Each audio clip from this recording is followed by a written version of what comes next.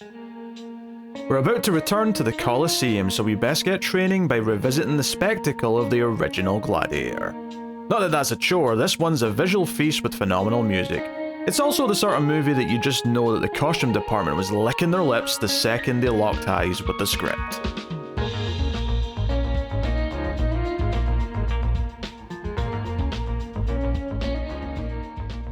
Welcome everyone to the Collector's Cut. I am Peter, and joining me as always is David.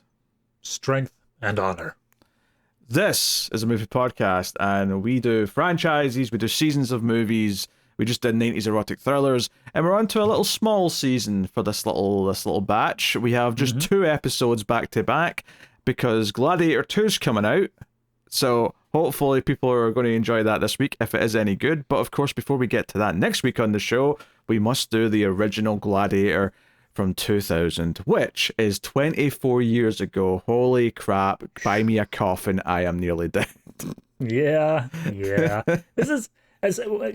Okay, so just to skip ahead just a tiny little bit, I'm sure you would have asked me this. I have not seen Gladiator before. But watching through it, I can easily see that this is one of those, like, movies where I bet there were a bunch of executives for the past 24 years who have just been sitting there going, how do we make a sequel, god damn it? Aye, Ridley Scott at the head of the table going, yes, I want to do it. Yep. I regret not doing Alien and Blade Runner sequels. I want to do a sequel to Gladiator. Yep. That was his attitude. So yes, that's finally happening. So by the time this comes out, it'll be out already because this is going out the Saturday of the opening weekend. But we'll have a review of that next week. And for me, this is me coming back to this movie for like the 6th time or whatever it is. This is David's first viewing of it. We'll start spoiler free, of course, as we always do. We'll give you a warning before spoilers, just in case you haven't seen it and just want to hear some general thoughts and feelings. But of course, we'll warn you before we get to spoilers. And if you are enjoying the show, do hit the like button on YouTube. It helps us out a bunch. And of course, you can get bonus content from us over on Patreon, but I'll tell you more about all that at the end of the show. So, Gladiator. The story of Maximus, something. I don't remember the rest of his name. But the point is that he was a celebrated general or commander, whatever his rank is, in the Roman army. Mm-hmm. However, the villainous creep of the son of the emperor, the son of the Caesar, right, played by Joaquin Phoenix, Commodus, he murders his father, assumes the role of emperor, and murders Maximus's family, and that sets him on a path where ultimately he ends up being a gladiator, a slave and a gladiator, and battles commence. Revenge might be wanted for. Maybe it gets even had. Who knows? Who can say? Maybe if you've seen the movie, you can say. But yeah, that's the gist of it. That's the story that we're following. So yes. That is Gladiator, and I suppose with a bit of interest actually, because it's kind of weird that you've avoided it this long. David, what did you think of Gladiator? Well, I kind of want to just tack on to that. Avoided it for so long. It wasn't a conscious choice to avoid it. It's just a matter of I was never one who was super interested in this sort of topic, like ancient Rome. I know a lot of guys will swear up and down of just it's the coolest thing. I never had that much of an attachment to it. For the record, neither did I. I couldn't give less of a shit about the Roman Empire. I mean, don't get me wrong. I do like a good historical movie, but this is not a historical movie. This is a movie that takes place in history. This is not a historical movie. As for what I thought of it, I think that it is a very well-directed film. I think that it is very well acted. As much as Joaquin Phoenix is an absolute creep in this movie, I think that he does a fantastic job of playing just the worst character. They do a fantastic job of making me simultaneously understand where he's coming from and yet hate everything that he's doing. On the flip side of that, I do think that, not saying that it's a bad thing, but it is a very basic story. There is not a lot of complexity here. There is not a lot of inner turmoil or morality in shades of gray or anything like that. It is a very basic, here's your hero, here's your villain, and the motivations could not be more clear across the board. So I'm not going to give it a whole lot of points on complexity of writing, but I do think that the trade-off for that is they really do a good job with the emotionality. They do a good job of taking what should be very simplistic plot points and getting you to feel them through the characters. So overall, I think it's a very well-made film. It's just very simplistic, and I think that's also kind of the charm to it. Yeah. This is a movie that when it came out, I was 11 and didn't really care for whatever reason. I was never into period pieces or whatever, regardless of what type of movie it was. But within a couple of years, someone convinced me to watch it, and oh yeah, it's actually pretty good. It's a very good movie. It's Ridley Scott doing wonderful visuals.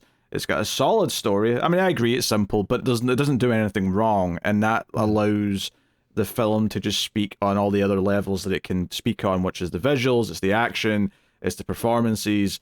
And honestly, I will just say it now. I won't say what my score is yet, but I will say that my score at the end of this, a full point of that score is Hans Zimmer.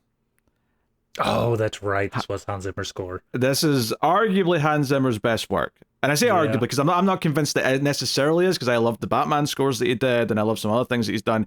I might kind of prefer those a little bit, but he adds so much to this movie. The various themes, it's so rousing, the emotion in much of the movie. The score is like lifting and propping everything up in such a wonderful way. I really can't compliment it enough. But yeah, I mean, you know, Crowe's good in the leading role. Phoenix is a great villain. And you've got some big old-time names in some of the supporting roles, like Oliver Reed as the character Proximo. He actually passed away before they finished filming this, and one of his scenes, actually, they had to do a bit of trickery to kind of get it done and complete it after he passed away. They were kind of lucky in that they'd done... I mean, for all I know, there was more scenes they would have wanted to do, and they just kind of had to sort of take care of it, but at the very least, they were lucky that they were able to kind of make it work with what they already had with them. Yeah, So, from what I read, apparently his ending was supposed to be a little bit different of how he wrapped up his part in the movie, but ultimately it works. And I was aware that there was some, you know, CGI trickery, some body doubles and stuff like that. I couldn't see it. I wasn't really looking out for it that hard, but nothing jumped out at me as, oh, that's clearly not him there. I can see it in a way, but I'll explain that when we talk about the scene. But it's not so much that I notice how they're editing around it. I'll say that, right? That's what I notice more than anything else. But it's a commendable enough job. The Caesar at the beginning of the movie, Marcus Aurelius, is Richard Harris, who we know as the guy who defuses bombs on big boats. I get you're saying that as in like as a show we know that, but I feel like there was like a major role that everybody in the generation that I'm in remembers him as. I actually don't know what you're talking about. What? He's the first Dumbledore. I don't care about Harry Potter. Piss off. I know you don't. I know you don't. Stupid lame wizard movie. Yeah. Not having it. Also, this is one of the earlier roles for I'm gonna butcher this because I'm never good at it. Jimon Honso? Yes. Star-Lord. Mm-hmm. Who? Yes, him. And then obviously we have Connie Nielsen as the female lead of the movie, as the sister to Joaquin Phoenix's character Commodus. So, that's and then I guess the other one worth mentioning is her son, the young boy Lucius, played by Spencer Treat Clark, who's also the young boy in Unbreakable that came out in the same year. So, what a year for him! That's where it was. Oh God, he really peaked there.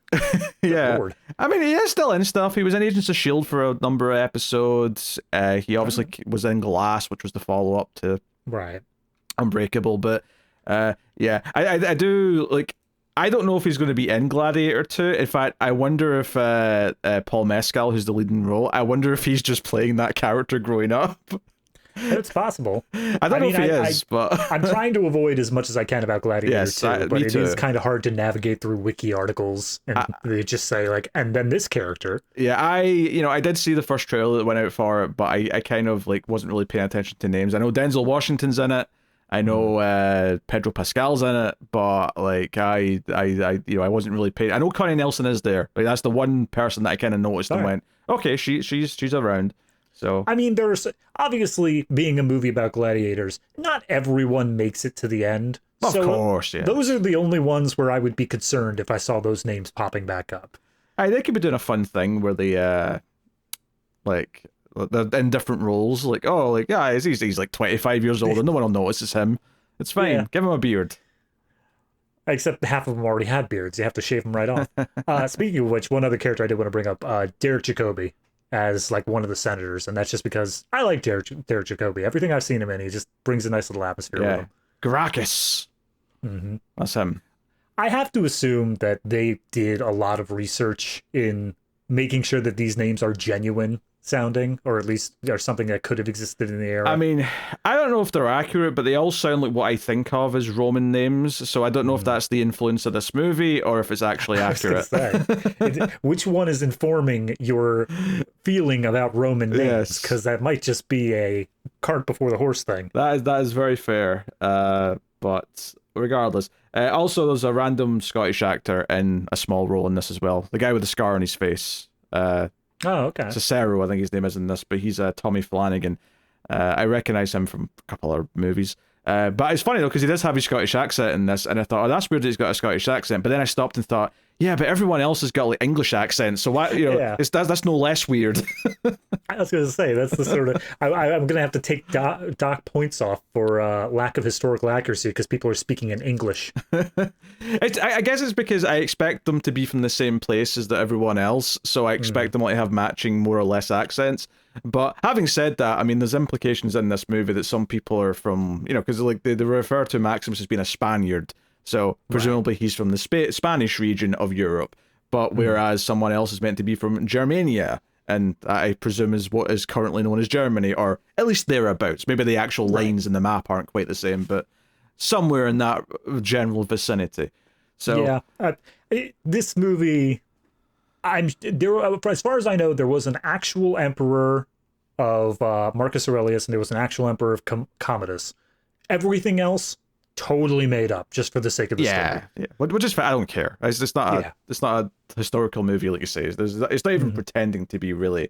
I mean, yeah, there's some text at the start of just explaining what the Roman Empire was and like how big it was, but I mean that's kind of it. Like it's just saying, hey, they've been at war with the barbarians of Germania for 20 years or whatever. There's one last battle left, and that's where the movie starts, and we go from there. Actually, that's one of the things rewatching this movie is that in my head, I always consider like the first chunk of it like, oh, that's the little prologue section, and then the movie really starts once he becomes a slave. But I actually checked the runtime. That's 45 minutes into the movie.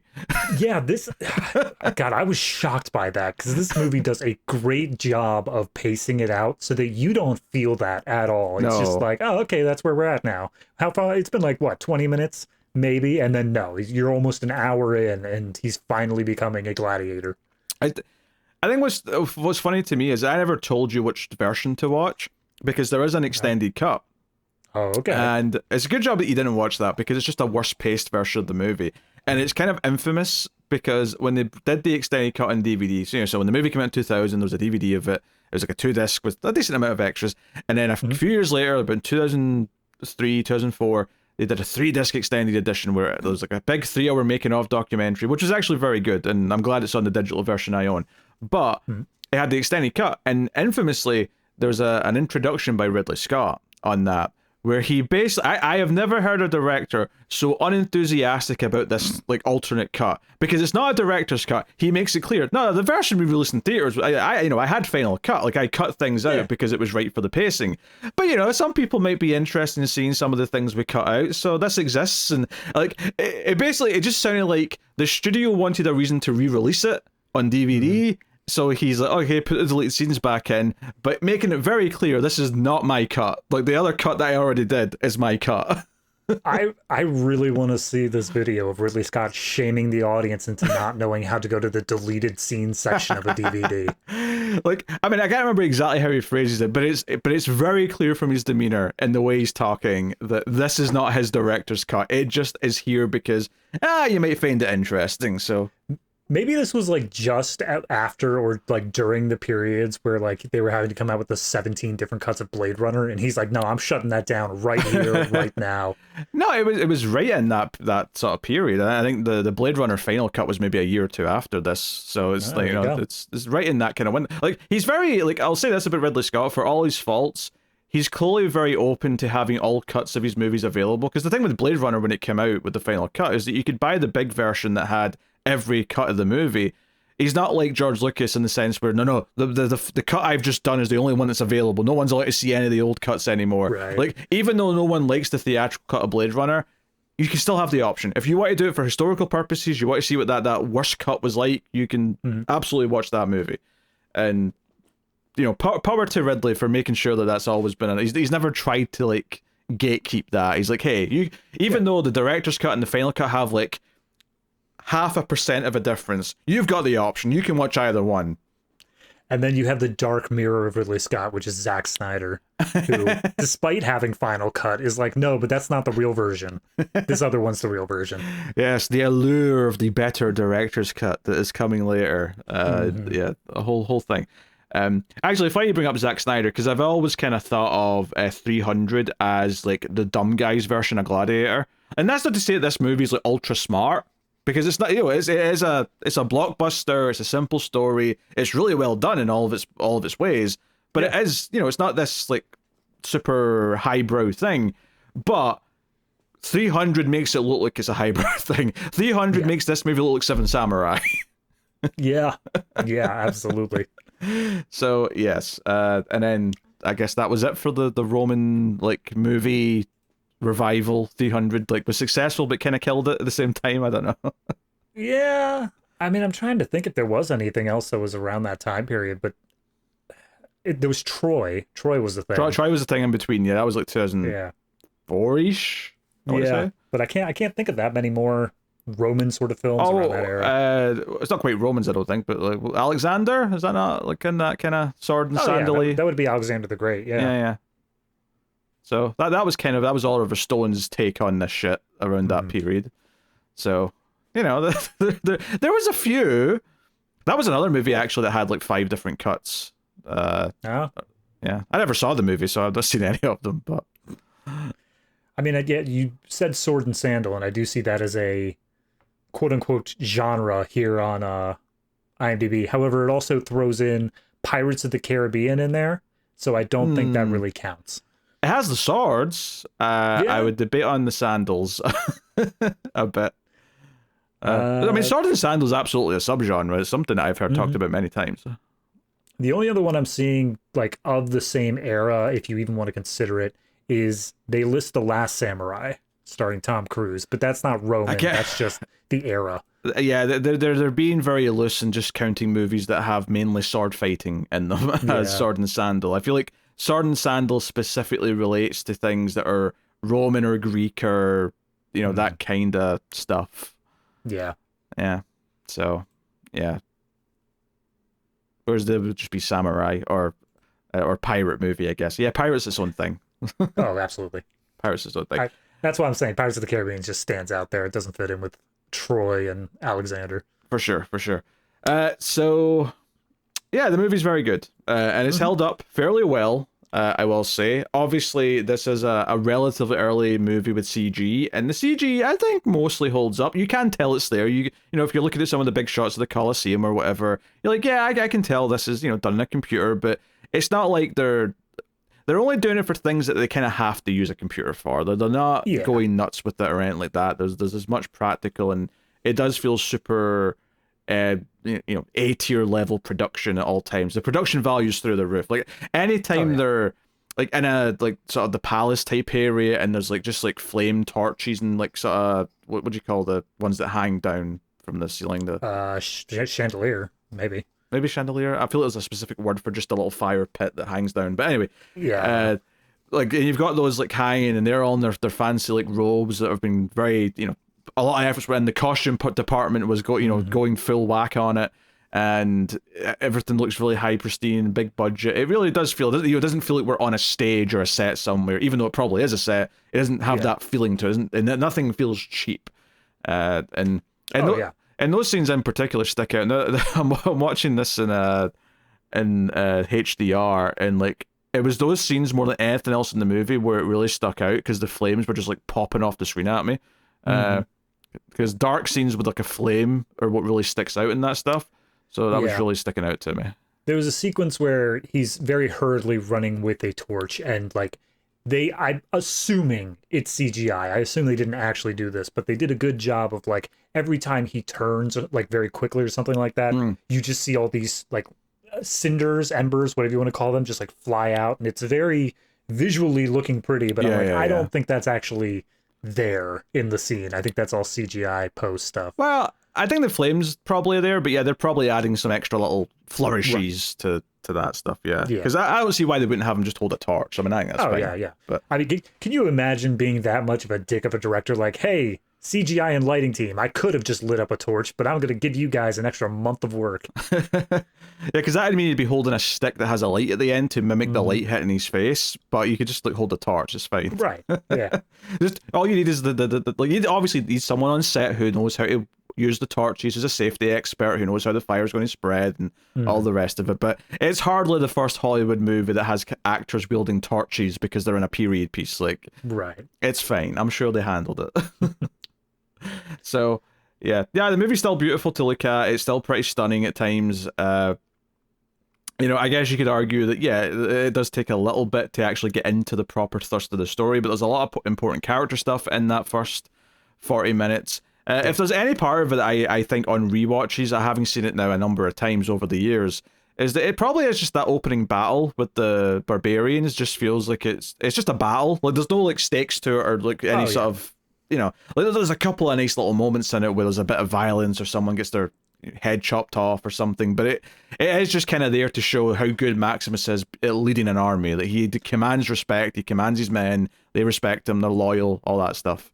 Yeah, it definitely feels like this is a character thing to show off how good Maximus is, not just at fighting itself, but warfare as a whole. Yeah. But then at the same time, it feels like some executive stopped by and said, people are going to walk out of the theater if you don't have a fight scene before he ends up becoming a gladiator 45 minutes later. You got to have something here and make it big.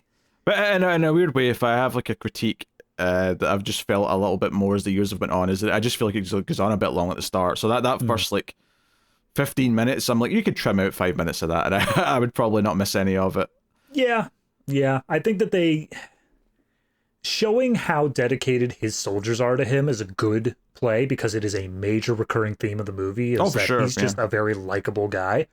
But when it comes to like the minutia of, where should the catapults be placed, and like, archers load up the things, it's like, okay, maybe just skip. Yeah, you're fighting now. Yeah, it's not ultimately that important in the grand scheme of things, but I guess that was the point, though, is they just wanted to give a big spectacle action scene right at the start to get everyone excited, and then get into the story from there. Not a big deal, but it is something that I definitely feel in a rewatch where I'm like, okay, the story doesn't really start until this battle's over. And then that's when things really get going, because that's when we get introduced to the villain, we get introduced to their characters, what the relationships are, and all the rest of it. And there are some things to talk about there, of course, which we'll get into in spoilers. I mean, Commodus especially, like, he's got some... He needs therapy, right? I mean, therapy doesn't exist yet in the Roman Empire, but he needs therapy. I was absolutely waiting for them to like hint throughout the movie that it's because of like the lead pipes in Rome that caused him to be this way. Did they have lead? They did, yeah. That was a major issue in late stage Rome, was all of the pipes were made out of lead, so a lot of people were a little bit kooky. It's so funny because this movie comes up saying like, was it like 100 AD or something like that, or it's super early on AD. And I remember sitting going, I'm so wild with these time periods, because I'm like, this almost feels like they're too advanced for this time period in my mind, right? And based on what I think they should have in this year. But yeah, fair enough. That's actually amazing to me, because I did read into a couple things after watching, and one thing that was apparently a thing, but the filmmakers were like, no, we can't do that because audiences will not believe it, is that like they back then with Gladiators had the equivalent of celebrity endorsements and like cereal box deals sort of things, where they're just like, oh, Maximus loves the taste of this drink, buy now. Like, that was a thing. It does feel too modern, you're right. It would feel, that would feel like satire to put it in here, even though you're telling me it's real and it happened. It would feel like satire. Exactly. Yeah, that's interesting to hear, actually. There's definitely a scene later on in one of the combat sequences where one of the chariots gets flipped up over. And I just remember back when MovieMistakes.com was a thing, that one of the things people love to point out is that you can see a motor underneath one of them. Okay. And I'm like, okay, that's just a slight visual, like, oh, you're not supposed to see that, whatever. I don't think that they're saying, oh, filmmakers thought that they used motors back on the chariots back in the day. No, that's like seeing like a boom mic creep in. It's just a little gremlin you're not supposed to see, and that's all it is. Right. It's not like you see a boom mic come into like your Roman movie and go, they're saying gladiators had boom mics. Of course they did. They had to capture the roars of the tigers. Oh dear. So yeah, I mean, honestly, I feel like we could just give the spoiler warning, especially since I feel like 99.9% of people who have clicked on this will have seen Gladiator and don't need to dance around spoilers. So yeah, I was the weird one. But before we do, I did have one question that I wanted to pose to you. Obviously, this film won a bunch of Academy Awards, got Best Picture and all that. I'm curious, do you think that Russell Crowe in this performance deserved Best Actor? Did he get Best Actor? He did get Best Actor. Interesting. I mean, I'd have to see what else was out that year, to be honest, to like say, because he might be the best of that year, technically. Here, let me see if I can pull it up real quick. It'd be for 2000, I guess. Yeah, well, I mean, it depends how, because sometimes, because technically the Oscars would have been in like February, March 2001. Do they call that the 2001 Oscars or the 2000 Oscars? That's I never remember how they number them that way. So yeah, it would have been 2001. So Best Actor, oh god, they don't really do well here. So the other ones would have been Javier Bardem in Before Night Falls, Tom Hanks in Castaway, Ed Harris in Pollock, and Jeffrey Rush in Quills. Okay, the only other one of those I've seen is Castaway, and I would say that I like Russell Crowe in this more than I like Tom Hanks in Castaway. All right, fair enough. I mean, that's like, I've not even heard of like two of those movies. Yeah, same. So, yeah, 2001 was not a good time. Good luck. Well, no, I think there's tons of good movies in 2000. 2000 is actually a fantastic year. It's just that a lot of the great movies didn't show up at the Oscars. Like the Oscars weren't giving things out to the real gems. I was gonna say, every category I've scrolled through has shown Pollock. I don't even know what that movie is.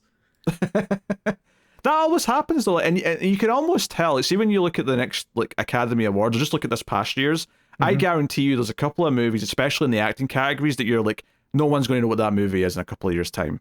Yeah. And that's exactly what that is. It's like, no one knows these movies now. So it's a thing that happens. I mean, if it got anything for production design, for visual effects, for cinematography, it feels like it earned all those for sure. Without doing like comparisons to other things that came out. As far as your big spectacle movie that has a lot of like real talent put into it, I mean, I can't argue with most of it winning stuff. Okay, fair enough. It won Picture Actor, Best Visual Effects, Best Sound, and Best Costume Design. Yeah, I mean those. I mean, again, actor maybe debatable depending on what else was that year, but like all those other ones seem fair at face value. Yeah. I mean, what am I looking at here? Like, I could argue Christian Bale for American Psycho. I'm looking at what came out in 2000, but I don't see the Oscars given that. Not at the time, no. No. For screenplay, I would say Memento maybe deserves at least a bit of recognition, but I doubt that got nominated for anything. No, I do not believe it did. Yeah. Maybe that was film editing. Maybe it showed up there. And I love Unbreakable, but I don't see Unbreakable getting anything either. So I was right. Yeah, Memento did get a nomination for Best Film Editing. That's fair. Yeah. Black Hawk Down ended up winning, but at least got the nomination. Also a Ridley Scott movie, funnily enough. Was that also 2000? 2001. You're looking the 73rd Academy Awards were the ones that were Gladiator was. All the films you mentioned were in the 74th. They were in the year following. Really? At least Memento was, and I thought I saw the other one as well. I mean, they all came out in 2000. Okay. Whatever the cutoffs were for the Academy Awards, it sounded a bit wonky from based on what you're saying to me here. But I've been mentioning nothing but movies from 2000. Yeah. Anywho, that's a tangent. Let's get into the movies. Spoilers for Gladiator. You've been warned, everyone. Everyone dies. All right, let's talk about Joaquin Phoenix wanting to bang his sister. Come on, let's do it. All right. Now here's the thing. I don't know if this was a normal thing for Roman times. I'm unaware of the customs of inbreeding back then, but boy, did they sell it that nobody wanted this except for him. Oh yeah, they definitely sold her discomfort of all this. They sold his jealousy that she sees any attraction in Maximus. Yep. They sold his jealousy of Maximus also because his father likes him more as a son than himself. Which is what I was getting at the beginning, is that I get where he's coming from as a character. Like, Maximus is the golden child, and nobody likes you. And, like, he gets all the stuff that, like, by birthright should be yours. I get his anger and his rage, and yet they still do everything in the movie to say, yeah, but he doesn't deserve it. He sucks. Well, yeah, I think that's part of the good part of the writing, is that he, like, the movie makes it clear earlier on, like, how everyone feels about Commodus and how everyone feels about Maximus. And then the movie then goes on to prove why everyone feels that way about both of them, right? It's clear that Commodus has always been this way, that he has a thirst for power, that he likes the idea of violence, that he wants to be loved, and he wants to rule as an emperor. He wants people to be scared of him. Well, not really. He would say he wants them to love him, but it's that sort of thing where if they don't love me, then they can fear me, and that's okay too. I think one of his lines was something along the lines of, like, well, if they don't respect me, how will they ever love me? And it's like, bro, you got that backwards. Honestly, as I was watching it this time, I'm like, you know what? There's a little bit of Homelander in this character. He wants to be loved. He's got daddy issues. He's got weird sex issues because he's wanting to bang his sister. Like, all of it, I was getting a lot of that Homelander vibe in there. And, you know, I think one of the most powerful moments in the whole movie is after that first big Colosseum fight, when Maximus reveals who he is, which is a big moment in and of itself because he pulls off the helmet and he's like, I'm Maximus, you know, husband to a murdered wife, blah, blah, blah, blah. And the look in his face is priceless. And obviously he wants to just kill him right there and then, but the crowd is chanting for Maximus. And, you know, I do think, like, the big moments this movie nails, because when Lucilia, Connie Nielsen's character, in like a couple of scenes' time says, today I saw a slave become more powerful than the Emperor of Rome, I'm like, no, she's right. Like, that's exactly what that scene was, is that he can't do what he wants to do because the crowd will turn on him, and he needs to feel loved. And that's what makes him so interesting as a villain. I mean, it's one thing for him to be a creep and be, like, skeevy and, like, want to control and imprison his sister. And, like, I mean, obviously, by the end of the movie, he just flat out says, you're going to give me an heir of pure blood. Which, you know, so he's making it very clear, we're going to be getting down tonight, and you're going to put up with it. But before that, there's a lot of, I mean, I won't call him subtle, but it's a lot more just, like, you know, he goes in close to hold her hand, or kiss her, or hug her. He's absolutely like that creepy guy back in, like, high school who would go up to all of his female friends and be like, how about a hug? Bring it in. Like, just, like, trying to desperately initiate physical contact in hopes of something more. It's so disgusting to see. Yeah. And then now I'm just getting a visual of Phil Hartman's character in Jingle All the Way when he hugs Arnold's wife, and he just sort of goes, as he hugs her, like, really creepily. Exactly. Like, he's enjoying it just too much. God, I would love to see Joaquin Phoenix play that role, exactly, because it'd be so much more unsettling. Don't worry, one day we'll do Jingle All the Way for Christmas season, and we can Doesn't that have 2 sequels? No, I think it has one direct-to-video sequel that came way, way, way later. All right, fair enough. No, but the sequels are probably X-Reels material, let's be honest. Yeah. So, yeah, I think Joaquin Phoenix in many ways is the most interesting character because all of the conflict comes from him. Everything that happens in this movie happens because he is a spoiled brat who isn't going to get what he wants, which is to become emperor. Because, like, he's excited. He's like, you know, when we're first introduced to him and his sister seemingly does get on well with them, right? Obviously, that's something that seems to be implied, is that she does joke around with them and it's all fine. But now that we're getting close to him actually getting the power, And he's like, oh, do you think father's really dying? He probably is, right? That's probably why he sent for us. He seems so happy about it too. Yeah, like he's just like, I've thought it through, sister. There's nothing else we could be going for. Daddy's definitely dying. Hooray! It's like, I'm going to be emperor, and you're going to be by my side, of course, aren't you? And then, as my advisor to my royal schlong. And then, of course, you see, like, he comes into the battle after the big battle scene that starts over, and he runs up to his father and goes, have I missed it? Have I missed the battle? And I'm like, you're such a little shit. Conveniently is showing up right after it's all over. All the bloodshed's done. All the danger's over. And you're like, have I missed it? Oh, I was caught in traffic, father. I kind of want to see, like, a deleted scene of him, like, approaching the fight, and he still hears, like, the war screams and cries, and he's like, a driver, pull over. I need to pee over here for an hour. Yeah, my stomach's feeling a little bit upset. The Holy Roman Empire in here needs to unload some baggage. I'll take some time in the woods. Just wait here for me, and do not move any forward to the battlefield.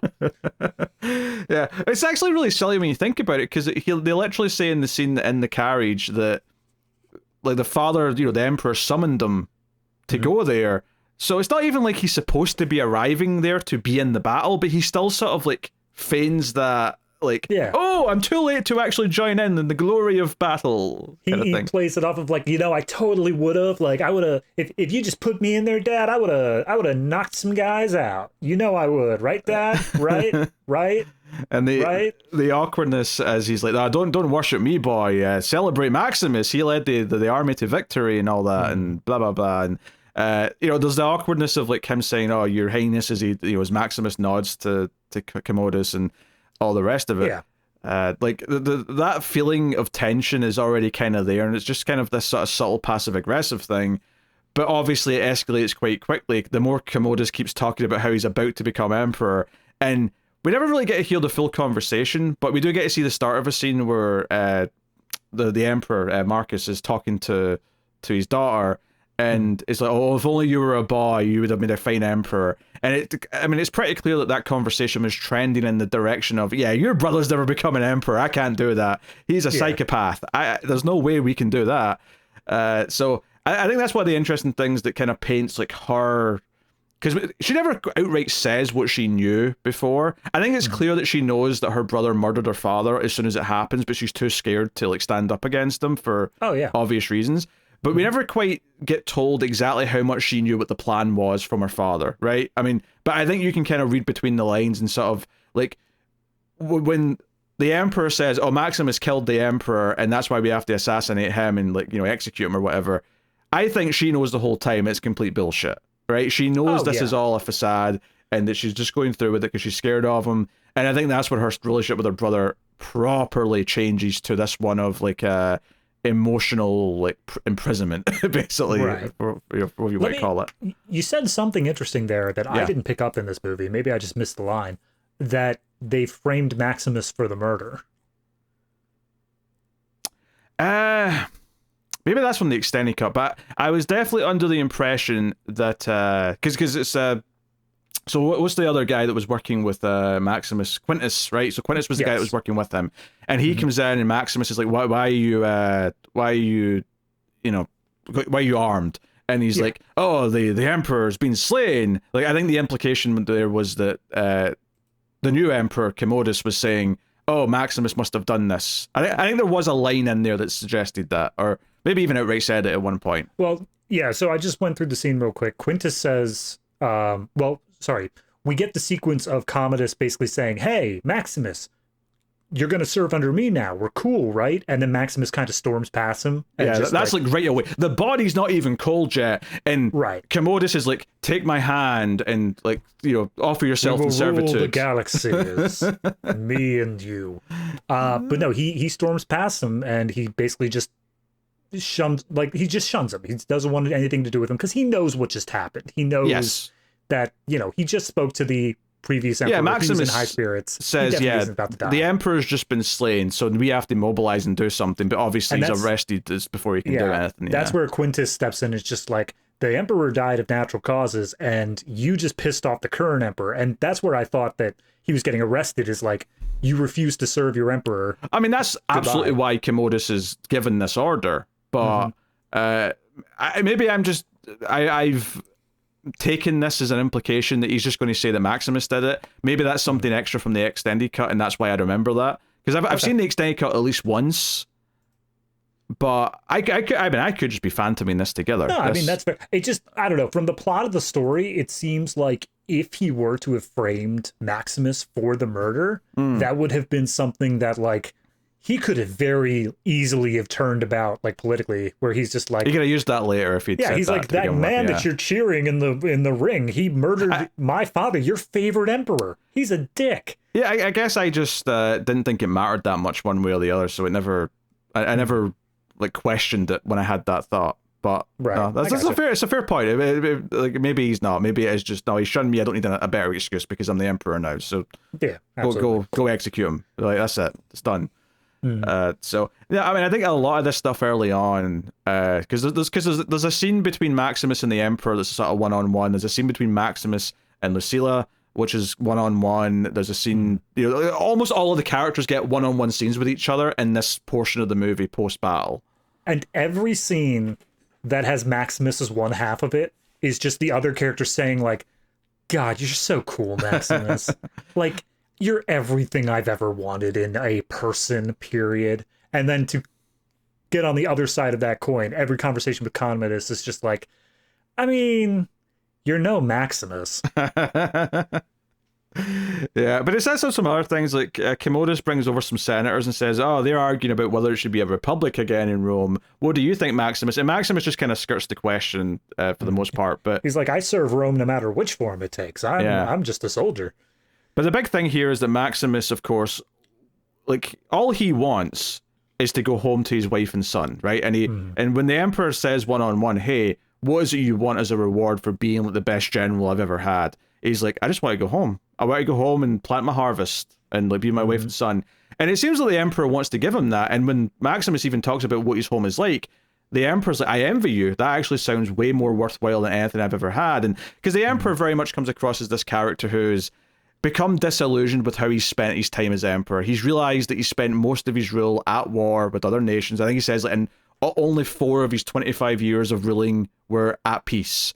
And he's realizing and looking back, and he's much wiser than he once was. And like, how will I be remembered? Will I be remembered as a tyrant? He's questioning these things and what, the morality of who he's been and what he wants Rome to be, and he's passing. It reminds me, without spoiling the movie at all, it reminds me very much of Christopher Plummer's character in Knives Out, of how we're introduced to him, where he's got all this power, all this other stuff, this money, but he's just like, I mean, is that really what matters? Because you're describing your wheat fields and putting your hand over them in that classic image that we saw, and that sounds pretty cool. That's the first shot of the movie, is the hand in the field. Yeah, Sets us up for later.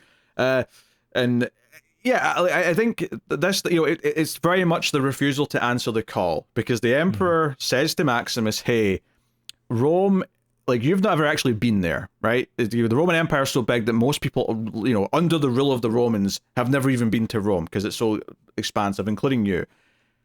It needs to be fixed. And I want to give you the power. I want to pass my powers of emperor to you, but not so you can rule. And because of your good character and integrity, and the fact that you don't even want the job, is why it needs to be you. Because you don't want it for power. You don't want it because you want to be in charge and boss people around and feel like you're the big guy. I want you to have that power so that you can restore the Senate, sort out Rome, and fix it. But of course, this would mean that he's not getting to go home to his wife and son, so he doesn't want it. He's like, no, I'm refusing to answer this call. And I kind of like that when you look at the movie as a whole, he effectively, like, even though it's not the way that the Emperor envisioned it, he effectively accomplishes everything the Emperor asked him to do in this scene. Just in a very different roundabout way.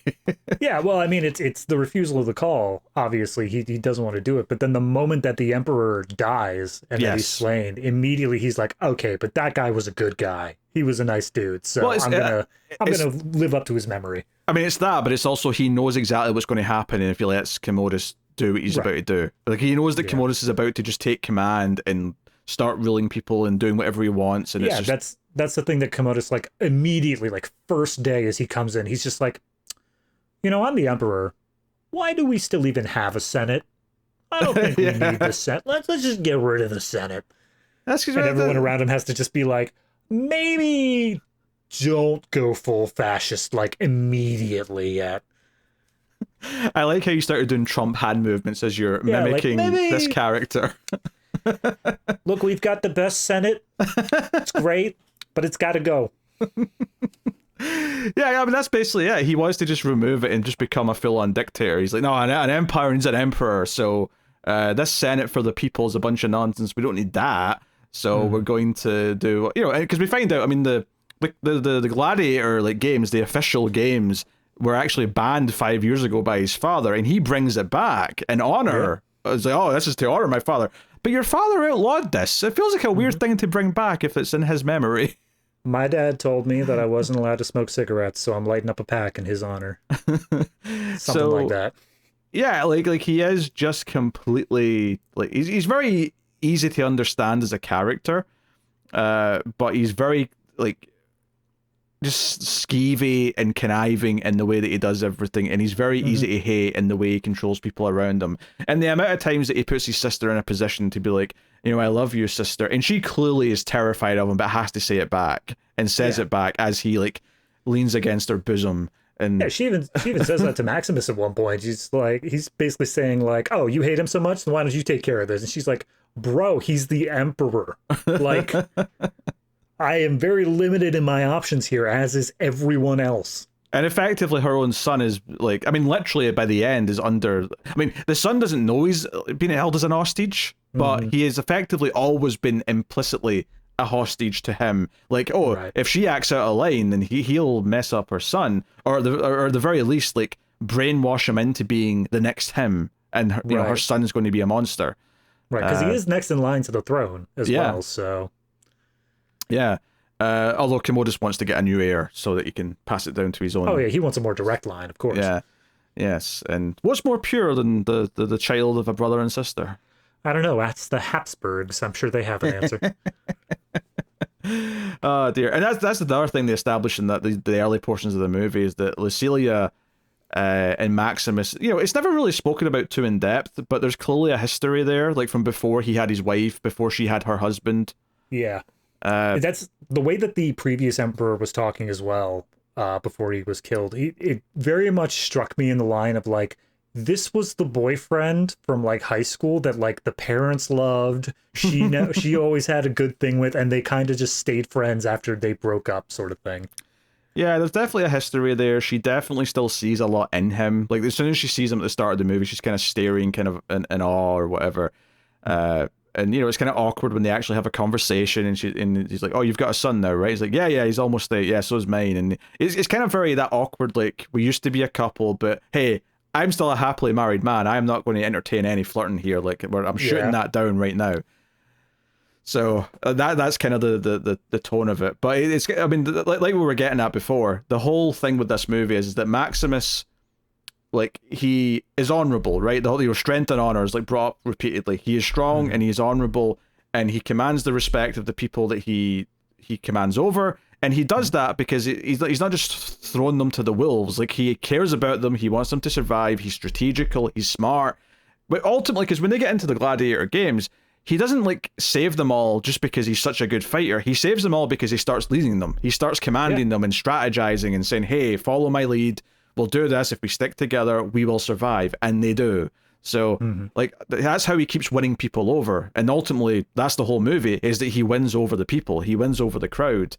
And the way that a wrestler wins over the crowd, oddly enough. Yeah, it's a very stealthy, like, political thriller in a lot of ways. Yes. Where it's this idea of, like, oh, if this were just a normal Gladiator movie, if this were just a movie where it's, get into the ring, 2 men enter, 1 man leaves, like, it would just be done with strength or whatever. But again, like we said, the first time that he reveals himself, the whole reason he's not killed on sight is because everyone has to think about the image of it. The public reaction, how all this stuff is going on. I love the moment after he's taken the helmet off, he's revealed who he is, and clearly, like, the Emperor's going to do the thumbs up, thumbs down thing, right? Commodus is like wanting, and there's just a moment where everyone's chanting save, save, save, and they're all chanting with their thumbs up like that, and like sticking their thumbs out. Commodus like turns to the crowd and sort of does a little like shush and like tries to like sort of like as if to say, "Oh, like quiet down," and no one listens to him, and it just such like he knows how powerless he is right now, and that gets at him because all he wants is the power. That's all he wants is to be loved and seen as their emperor, their loving emperor. That they all want, and because I mean that was the other thing is there's a scene between two of the senators, like Gracchus, who we sort of find out as the movie goes on, is like wanting the reform, wants to have a senate, wants to be done with the emperor side of things. The decent guy. Yeah.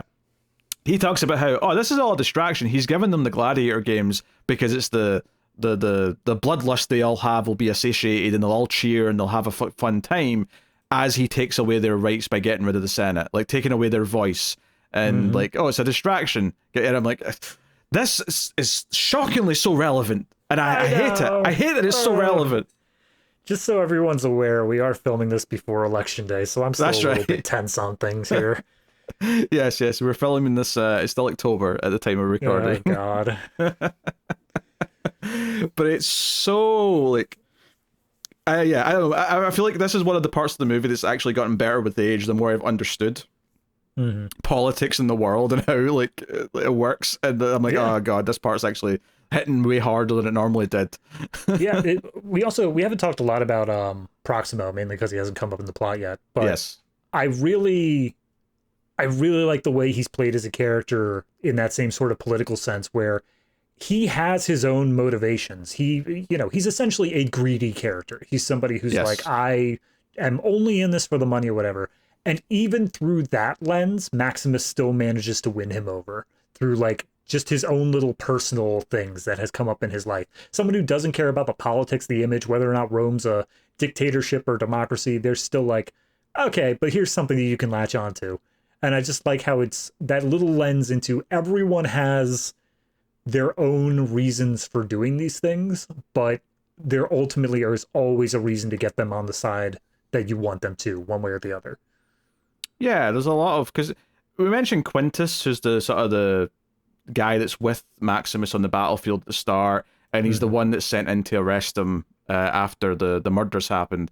Like, he's sort of like by the Emperor's side for a lot of the movie, but it's kind of clear that he's never just like, oh, I'm siding with the Emperor, I'm siding with Commodus, and like I love him and whatever. He's clearly kind of not to the same extent as the sister, but he clearly is conflicted, but feels like it's what he's supposed to do because it's what his duty is.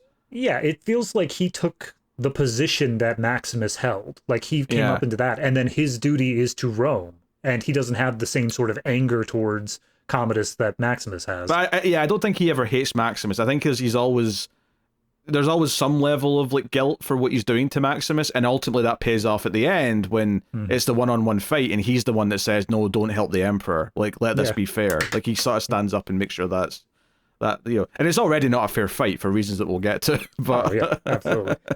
But we're going to make it even less fair than it already is.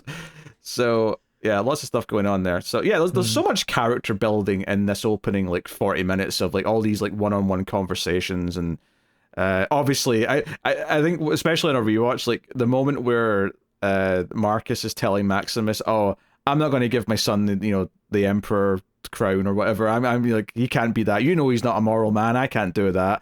And he just, like, there's a line that he says where he's like, he will accept my decision. And I'm like, no, he won't. He's not going to accept jack shit. He's going to kill you right there and then. Oh, God. It's one of those things where obviously the story wouldn't work if they did it, but you just know, like, these are things that you have with a witness. Yes. Like, you just never tell the person you're firing without security right there ready to escort them out. And there's even a moment when he's telling Commodus this, where Commodus says, oh, I get it. You want an older, wiser person. I can probably live with that. Who's taking the job instead of me then? And he's like, Maximus. And you can just, that's the moment. That's the moment he was dead, is the second he told him Maximus was the one that was getting all the flowers and the accolades. He even has a little speech pointing out, just like, you wish Maximus was your son more than me, right? And the previous Caesar is just like, I mean, that's not on you. That's on how awesome Maximus is.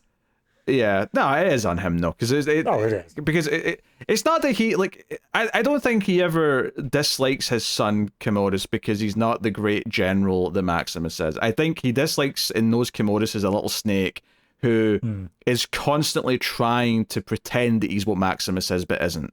And that's why he's so unlikable. Well, that's part of that speech he gave was he was like, one day you wrote down all the virtues that a good leader has to have, and I didn't have any of those things, but I do have my own virtues. And he starts just like listing off other things where he's like, I'm a devoted family man, more so than I probably should be. I have resourcefulness. I have courage. I mean, not fighting, but like in other ways. And it's basically just him trying to like pump himself up for his dad, just to be like, see, I have good characteristics. Why can't you recognize those? And he's like, I never said you didn't have them, but that doesn't make you a good leader. Like, it has to go to someone who's a good leader. I'd pick your sister, but unfortunately, we're in old-timey ancient Roman stuff. Yes, the crowd will never accept a female leader, unfortunately, so we can't even entertain that idea. Yep. Maybe that's what Gladiator 3 can be, is we can finally have them like turn the corner on that. We could have a female emperor take power, if there's even an emperor to do so. I don't know. That sounds to me like that would be the Cleopatra stuff, right? Mark Antony and Cleopatra, which would have already passed by. Yeah. Did she have anything to do with Rome? I mean, Mark Antony was the Roman like general at that time. I have to be honest. A little bit of intersection. I never studied the Cleopatra stuff in school, so this is a complete blank spot for me. We didn't even do any Rome, to be honest. It was all like build up to World War One, the time in between the two world wars, World War Two, then the Cold War. Like, I didn't know old history, and it was all the last century or so. No, that's fair. That's probably more so of what should be focused on if you have to learn anything about history. Oh, for sure, yeah. Yeah. Well, sadly, like how Hitler rose to power was still kind of relevant in the last like decade, so I'm glad I was more knowledgeable on that, if I'm honest. Yeah, no, it's really helping things out in the long run here. So, anyway, all right, so we've kind of jumped around a bit, but ultimately, Commodus kills his father, immediately takes power, and I do love that Lucilia, after Maximus rejects his hand and just walks out, Lucilia does take his hand, but before she does so, does give him a couple of slaps to let him know, I know what you just did. Oh, yeah. Before she recognizes him as emperor, it's like, this is me as your sister. Bam. And then he's like, okay, now you're emperor. Yeah. My liege. Which I think is important for her character, because I think up until this point, she seemed like she was pretty on side with him, and mostly just looked like she was attracted to Maximus and maybe wanted to try and seduce him, which none of it was particularly like commendable, but this moment here is like, okay, she's a better person than he is, and she's she's sort of standing up a little bit, even if she's still constrained by the situation she's in. So right. and from this point on, she is a character that is very sympathetic for the entire movie. Oh yeah, I don't think there was any point in this movie where she wasn't sympathetic at the very least. Yeah, I don't think she was unsympathetic before. She didn't have, we hadn't really played the cards yet as to like where she stood with like her brother, and it was kind of, yeah, you could easily see the plot evolving in a way where she is so upset that she was scorned by Maximus that she starts down like a more evil path. Yeah, but that is not what she is at all. So it's almost like the shock of what Commodus has done has made her realize who Commodus has always been and like where she stands, morally on everything, basically. Right. So obviously so some guards or whoever take Maximus out to kill him. Maximus is able to fight them off, and there's a nice little touch here that when he's like obviously picked up by the slavers and he's been taken on a wagon, there's like a little moment before he wakes up properly where it's like he's floating above the ground. Yeah. And it's notable that happens again at the end when he actually dies. And I kind of felt like he could have just died here, but it's almost like some, like, call it the gods, call it whatever, like some divine being said, no, you're not done yet. You've got something important still to do. Yeah, fate intervened, but it does feel like that gliding motion, and it represents like you are in the in-between right now. Whether that is, I mean, obviously at the end of the movie, it's him moving between life and death, but I feel like in this in-between moment, this is the difference between him as General Maximus and him as the slave, and that is the transition of lives there. No, I get that. I kind of think it's saying that in some way, like, this is the start of the story of his death. The whole thing's the story of his death, and it's just that he has to do some things before he's done. Yeah. Like, I mean, one of the most memorable lines of the movies, the other character Juba saying "not yet" a couple of different times when they're talking about meeting their loved ones in death. The last line of the movie is him saying not yet. And this is like, yeah, you're dying, but not quite yet. Like you've got some unfinished business to take care of. Because I remember in all of the making of stuff or the commentary or whatever, they talked a lot about how they didn't want this to feel like a revenge story. So they made it very kind of important that even though he clearly does want to kill Commodus, and Commodus really has it coming, the movie's more about him going home to his family than it is about getting revenge first and foremost. Yeah, there's a bit, I think it's right after he does the reveal in the stadium. God, that scene is so impactful for the entire story. There's a line that he says where I think it's Commodus who's basically saying, okay, well, what is it then? What do you want to do? And he says, I have one more kill left, and then I'm done.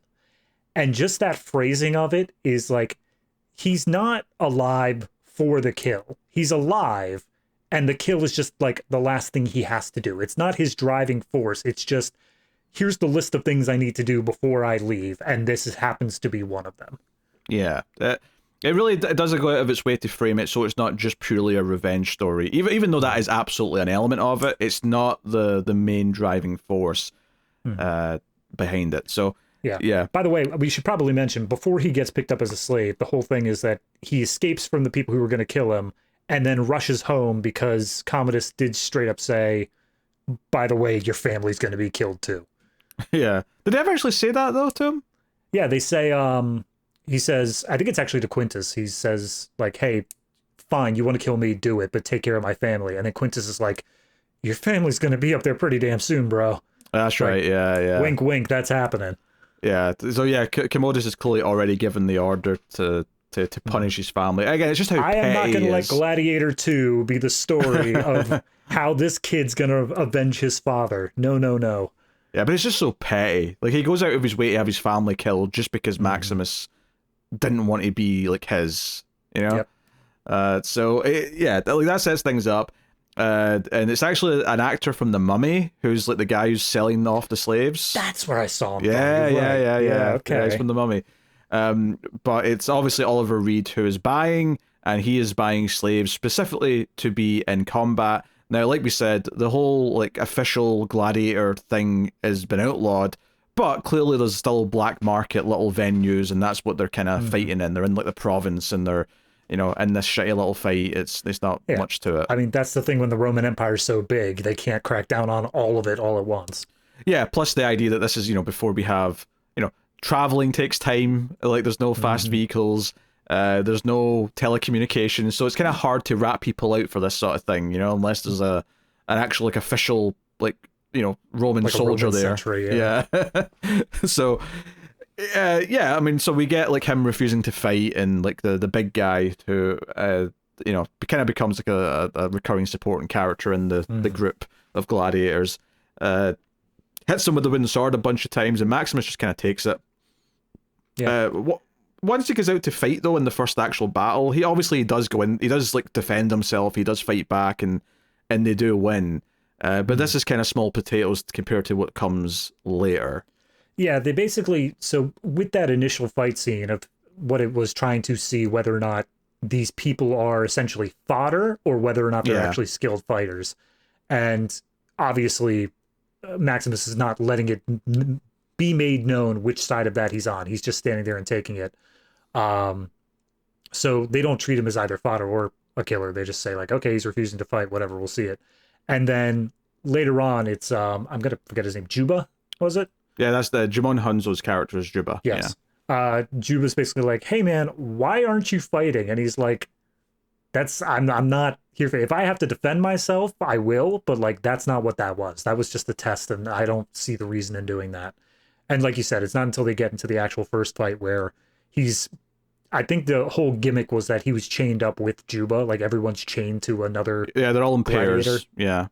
Yeah, that he has to actually defend himself, not only for himself, but also for Juba, so that they both can survive. That's the smart thing, though. It's because it's about defending someone else. So one, he earns Juba's respect because he's there to save him, but also it's like, he can stand there and let himself be killed because he wants to refuse, but letting someone else die for himself is something he's not willing to do. So it's a little heroic element to his character that you can kind of get on board with as well, which is nice. And by this point, we cut to Rome around here, and like obviously, Commodus is not very happy that his reception isn't as warm. He was expecting everyone to be cheering, and it's just like, oh, it's a smatter and a booze, a smatter and a like polite clap, whatever. And it's all very awkward. He doesn't like the Senate's challenging him on anything when he doesn't want to he doesn't want to deal with the plague that's going on over in this district. I was gonna say, the Senate calls him in, and they're basically like, okay, you're the emperor now, so first order of business here. People are dying of plague. We just need to get some basic sanitation in place. And he's just walking around with his big ass sword, and he's like, I want to have some games. I want to honor my dad with some big old games. And Derek Jacobi's just like, okay, but can we focus on the plague thing? And he's like, no, bye. And he just like leaves. He's a child. He's a petulant child who doesn't know what actually needs to be done, and his sister has to step in to like make everything sort of run smoothly and be like, I'll take all this listed to-do list and I'll make sure he gets it done. And we never actually see what happens there, but the implication I get from that is that she's going to actually do the emperor duties because she actually knows how to do them because she's competent. She's like, okay, look, let him have his games. And they say these games are, I think they said like 150 straight days. That's a lot of days of gladiator combat. That's a lot of people dying. Yeah. Absolutely. But yeah, I just assume that during that, it's just like, look, he'll be so occupied with the games. Just, if you have any questions, come to me and I will tell you what to do, as long as we just keep it on the down low. Yeah. She'll do all the real work, of course. Mm-hmm. So there's a conversation, obviously, around here where, Proximo, Oliver Reed's character has learned, we're finally like back on properly. After 5 years, we're going back to the Colosseum, and he's very...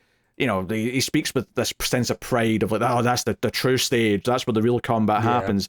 And we find out some stuff about him, that he was once a gladiator and that he earned his freedom because he won the crowd. Right? It wasn't because he was the best fighter, but because he entertained them. It was the previous emperor who gave him freedom. And there's a great moment here, actually, where Maximus kind of scoffs and goes, you knew Marcus Aurelius. And I actually really like that moment because it's one of the few times in the movie where he actually acts like a bit of a dick and is like he's looking down on Proximo for who he is. And it's almost like, well, most of this movie is about Maximus winning over the people around him. There's just a little bit here for the audience to see that, he is a bit judgmental here. And it's almost like Proximo, and at least by the end of his story, Maximus respects a bit more, understands a bit better as a person. I don't think Maximus has spent a lot of time in his military career around people like Proximo. This is like a very new part of the world for him, I think. Well, yeah, I think he surrounds himself with very high and mighty and honorable men, and obviously Proximo is a slave trader who just sends people to die. I don't think he has a lot of stuff with that, but I got a different read from that reaction. I felt like it was more of like simultaneously keeping his own cover because he doesn't let on that he's Maximus. He's just a guy at this point. And obviously he did know Marcus Aurelius. Like, he was a son to Marcus Aurelius. He was very well known. So to say you knew him is to kind of just shrug off his own thing where he's just like, I wouldn't, a guy that high and mighty, how could you possibly know the emperor? But I think that's how it's reading to the other character, but I do see something in the performance where there's a little bit of a, you knew him, like he doesn't believe it. Like, no, I like know that man. Like, I like, and that's the other simultaneous side of that, is that I think that it is a thing where he's saying like, okay, you were up until this moment like a slave trader. You were just a dude who was doing bad things. But if my adoptive father saw something in you enough to give you your freedom, then clearly you can't be that bad of a man.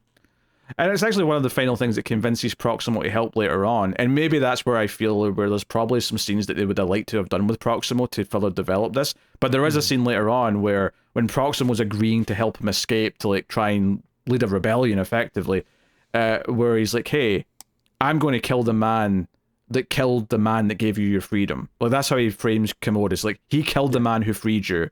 Like, you should feel something for that. And it almost does feel like, in a weird way, Proximo hasn't really felt much like, anything honorable or any sort of noble purpose in a long time. It's almost like, he was a slave, he was a gladiator, he won his freedom, but all he did was then feed back into that system by running his own gladiator games. He just became a part of it, as opposed to like standing for something. And it's almost like he has a chance now to, like, there's definitely, It probably feels like there is a bit more they were going to do with that, but obviously they were limited. But maybe there was more scenes that were written or whatever. But even what's there though still works fairly well. Oh yeah, he's a fully fleshed out character.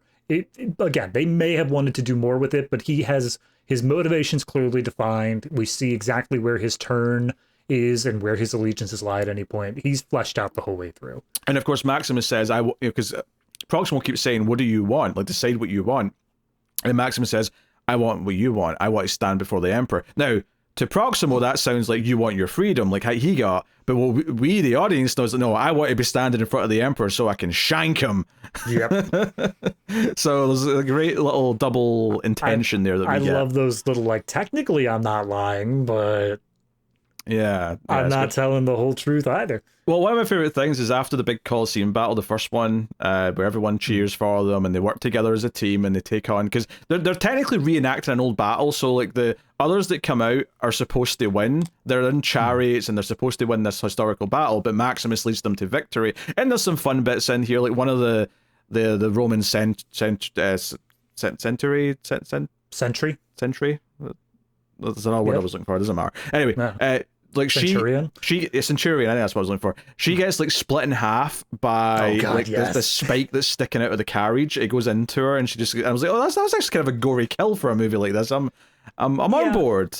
This they also did that in the opening scene as well with the battles. The way that this movie does its violence, unless they really want you to focus on it, it's very hyper violent, but they do it in very quick cuts. Yes, where it's like you see it for maybe a quarter second and then it's gone. And it gives you the implication of, yes, that happened, but it's not resting on it and making it like, again, if we were to bring up the movie 300, where that is going to be something that's put into slow motion and you see every second of it. Yeah. There's restraint, one might say. And I've never heard of it. What are you talking about? But one of my favorite things, though, is that when the crowd's all cheering at the end and they've won, and the other gladiators start like cheering because they can't believe they've survived, and they're kind of owing it all to Maximus. As Maximus picks up a spear and he's ready to just throw it at the Emperor, like right from there, like not even standing in front of him. He just wants to throw it up from. He's like, oh, I can probably make this shot. And then of course, like it calms down. And we should mention that before the games, there was a scene where the kid, what's his name, Lucius. He's like walking past the jail cells, and he's like, "Oh, hey, are you the one that they call the Spaniard?" Because he's already kind of built up a little bit of mystique from the off-ground games. They already had the sequence of him like just killing this guy super quick and then doing the whole "Are you not entertained?" Yeah, we kind of glossed over that famous line, "Are you not entertained?" But he kind of like chastises the audience for liking this shit, and then they cheer for him anyway. And that's actually kind of what prompts Proxima to be like, "Hey, no, win the audience over. Like, make them love you, and you will win everything." But yeah, he comes out and is like, "Oh yeah, I like you. I'm going to root for you in the games." But Maximus does kind of like talk to. He doesn't. Like, he actually kind of likes the innocence of, like, talking to a young boy. He's like, oh, hey, like, oh...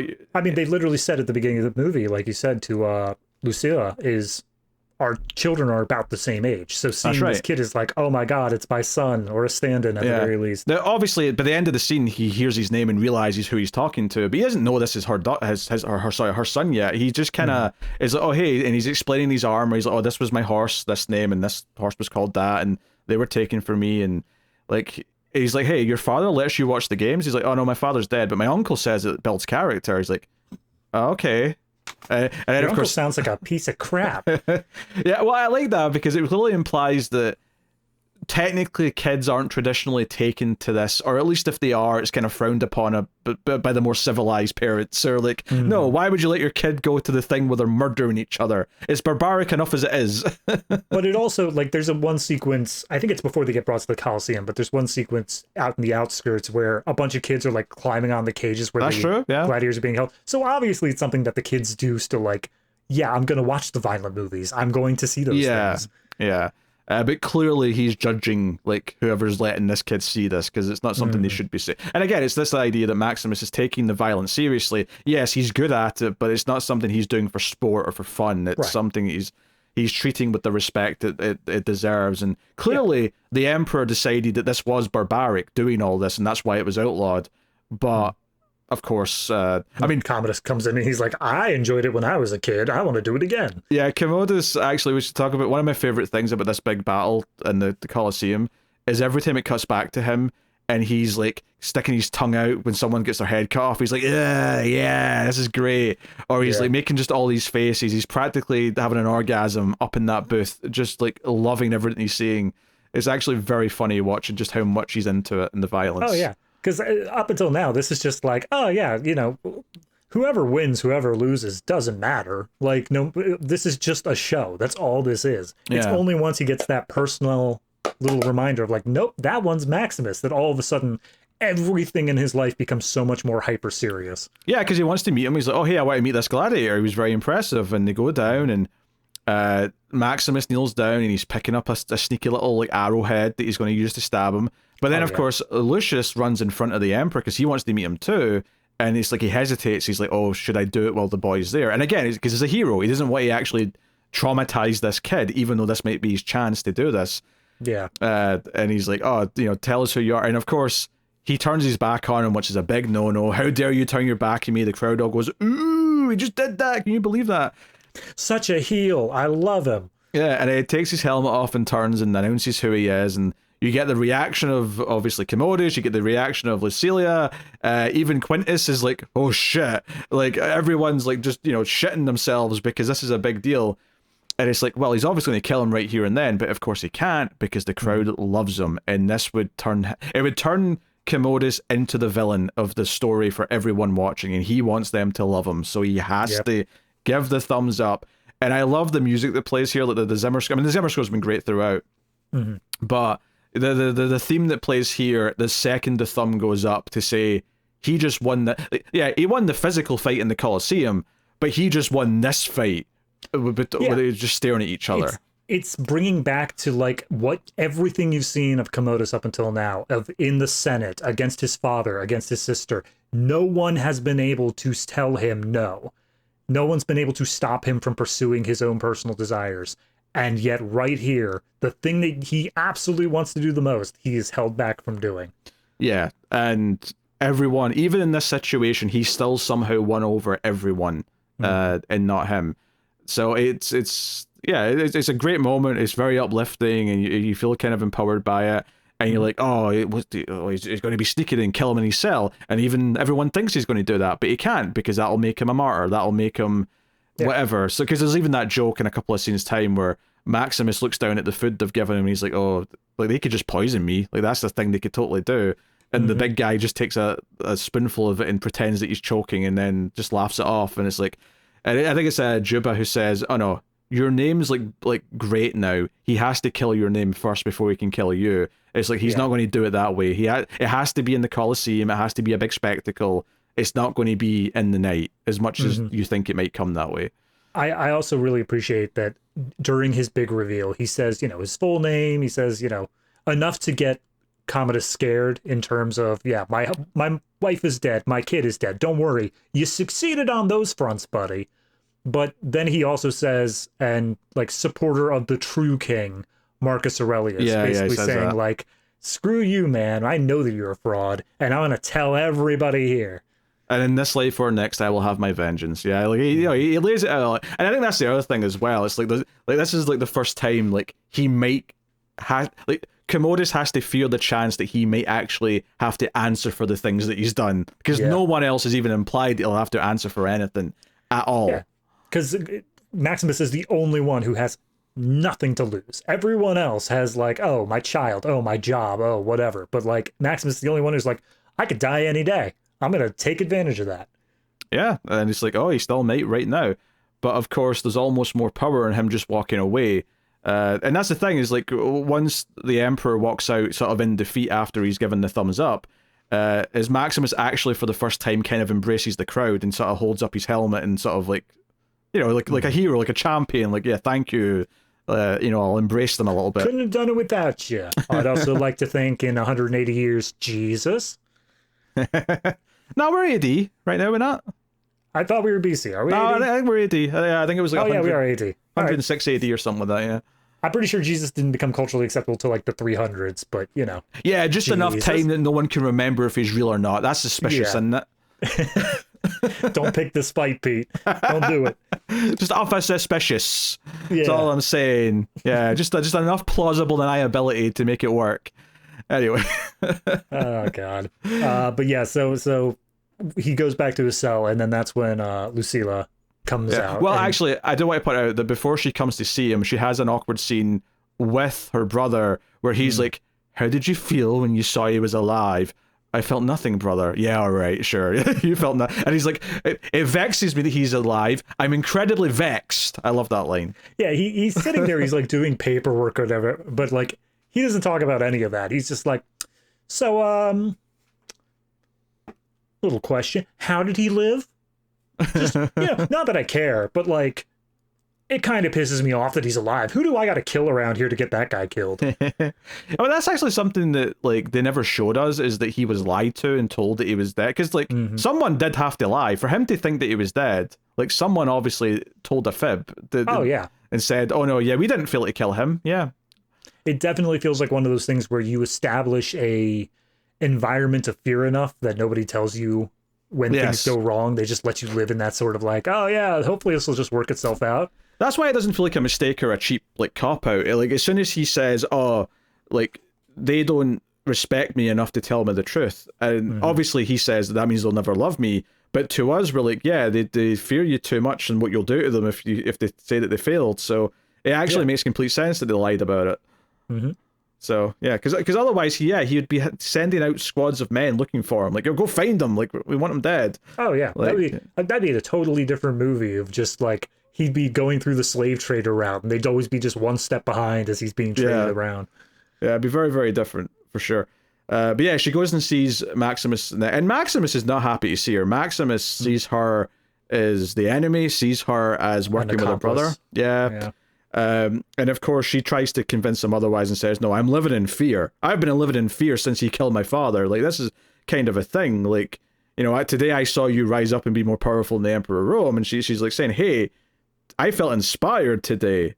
Maybe you should meet like someone who's trying to resist against them and bring the Senate to full power. Maybe we could do something with that." And he basically just says, "Get effed. Like, go away." Yeah. "I don't care about Rome. I care about killing the guy who killed my wife and kid." Yeah, and obviously it's not until he's went through more fights and he's like maybe seen that he can make a difference and that there is maybe still hope that his men will still back him up and whatnot, that he kind of like changes his tune a little bit and comes to like see that she's telling the truth. Because I think the one thing that he can really understand later on is that she is genuinely fearful for what will happen to her son because Commodus is holding him hostage and making him his own, right? So there's a sequence later on where the kid accidentally lets just a little bit too much slip of like what the mom's been saying about Maximus, and it's such a good, like, we'll get to it, but it's such a good sequence where Joaquin Phoenix is just like, kids say the darndest things. Let me tell you exactly what happens to people who betray the emperor, and he's telling it like a story in front of the kid. Meanwhile, Lucilla's just like breaking down in panic because she realizes she's been found out. Yeah, because he's basically saying, yes, the person who turned on him is killed brutally, and everyone she cares about is killed. Because that's what happens when you betray the emperor. It makes it very, very clear. But don't worry, sis. Love you. Yeah, maybe she shouldn't have been, like, yelling out Maximus, the savior of Rome, while she was rubbing one out when her son can hear her in the next room. There's so many things wrong with that sentence in general, but yeah, I would say she shouldn't do any of that. Yeah, but that's what he says, though. He says, "Oh, I'm pretending," because he's playing sword fighting, and he's like, "Oh, I'm not a legionnaire. I'm a gladiator. I'm Maximus, the savior of Rome." And immediately he's like, "No, I will not have my nephew who worships me think that Maximus is cooler. This is the one person I have somehow like deluded into thinking I'm not a prick. I am not having this be ruined." Who said that right now? Yeah, well, all of that was all internal. The only thing he does externally is just like the savior of Rome, huh? Who's saying that? Where'd you hear that from? And I'm like, shut your mouth, you little prick! You're gonna get your mom in trouble. Yeah. To be fair, I didn't even know that it was the mom to start with, because you do see throughout this sequence where he's building up a reputation, like there are like stage plays and like it feels like just street performers, but they are putting on like puppet shows and such of Maximus versus Commodus, and Maximus is winning. Like Maximus takes out the head. So obviously it's public opinion at that point. I wouldn't be surprised if the kid is just like, it's spray painted everywhere, uncle. It's all over the town square. No, I think Lucila's mistake was maybe not saying, if she was going to say that to her son, is to also add on maybe, and don't tell your uncle I said that, because he won't like it very much. Or say Maximus, savior of Rome, right after God King Commodus, who's so much cooler. So, yeah, I mean, you know, like the second fight, and you know, Commodus is clearly, because he turns to her and says, "Oh, it's been arranged that he'll be dead at this one." And this is a fight where they bring some like famous gladiator out of retirement who's got like a big metal mask, so he looks kind of scary. They've got tigers coming out of like trapdoors to, you know, make it even more ruthless. And you can tell this is supposed to be his ending. This is supposed to be a glorious final battle where he'll go down. But much to his dismay, Maximus wins. Maximus is able to win, and not only that, when he wins and puts the guy down and like there's blood coming out of the metal mask and he's clearly won, Commodus stands up, he does the thumbs up thing where he's almost going to go up and he goes down, indicating that he wants Maximus to kill this guy. But Maximus obviously doesn't want to just kill a guy out of cold blood. Like, you know, he's won the fight. He's succeeded. Yeah, I mean, it's not just that, but it's also the thing of like, I can really stick it to the Emperor. Oh, I can defy him. Yeah, that's absolutely part of it. Is like, I don't have to do what you say. And the crowd, even though they're chanting for the execution, as soon as Maximus throws down the axe, someone yells out, "Maximus the Merciful," and they all start cheering. Kudos to that guy. Who's like, first off, great branding just immediately. But secondly, the first thing I thought was like, that's a plant. That's somebody who's like trying to get this going from the Senate, who's like, hell yeah, Maximus the Merciful, right, guys? Let's make that a thing. Yeah. And that just pisses Commodus off more, because he's like, oh no, like he even when got he a cool nickname. Yeah, even when he shows mercy, they like him more than me. So now if I kill him, like, I'm the unmerciful one, and I'm just deeper in a hole now. Like, he needs to die, like yesterday. That entire sequence there, because the first time he's complaining about Maximus, like, he's doing paperwork, he's trying to seem like he's being all professional about it, despite how much it pissed him off. This sequence, it looks like he's on the verge of crying. Yeah, like it looks like he's like, why is this so hard? Yeah, the facade is breaking down as he gets more and more frustrated. Like, he's trying to put on this front, and it's completely falling apart now.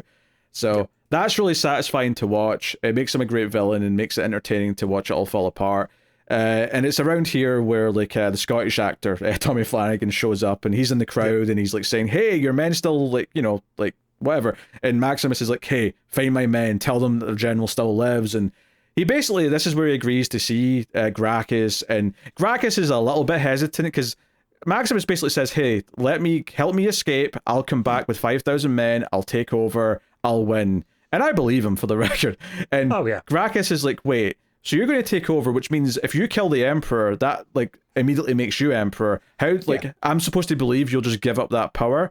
And he's like, "That was the wish of a dying man, and I will honor it." And I actually feel a little bit of weight when Gracchus is like, "Okay, you know what? Marcus trusted you. His daughter trusts you. I will trust you." It actually feels like the music swells up, and you're like, "Okay, yeah, he believes in Maximus." This actually feels kind of cool. I really like how they do give him pause there, rather than he just being immediately sucked into Maximus's coolness and just be like, "All right, if you were trusted before, so be it." He rightly calls out, like, "You're talking about a coup, and it's with you as the head. Everyone I've ever associated with would gladly take that as the opportunity to be Emperor of Rome. Why in the hell are you any different?" And he's like, "I didn't want any of this to begin with. I was trying to get out of this whole thing. I could have easily have taken it, and I didn't. So please trust me on this one." Yeah, he was literally offered this position by the previous emperor and turned it down. So we know that as the audience, of course.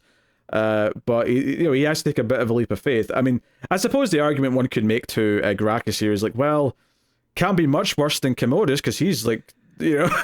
Yeah.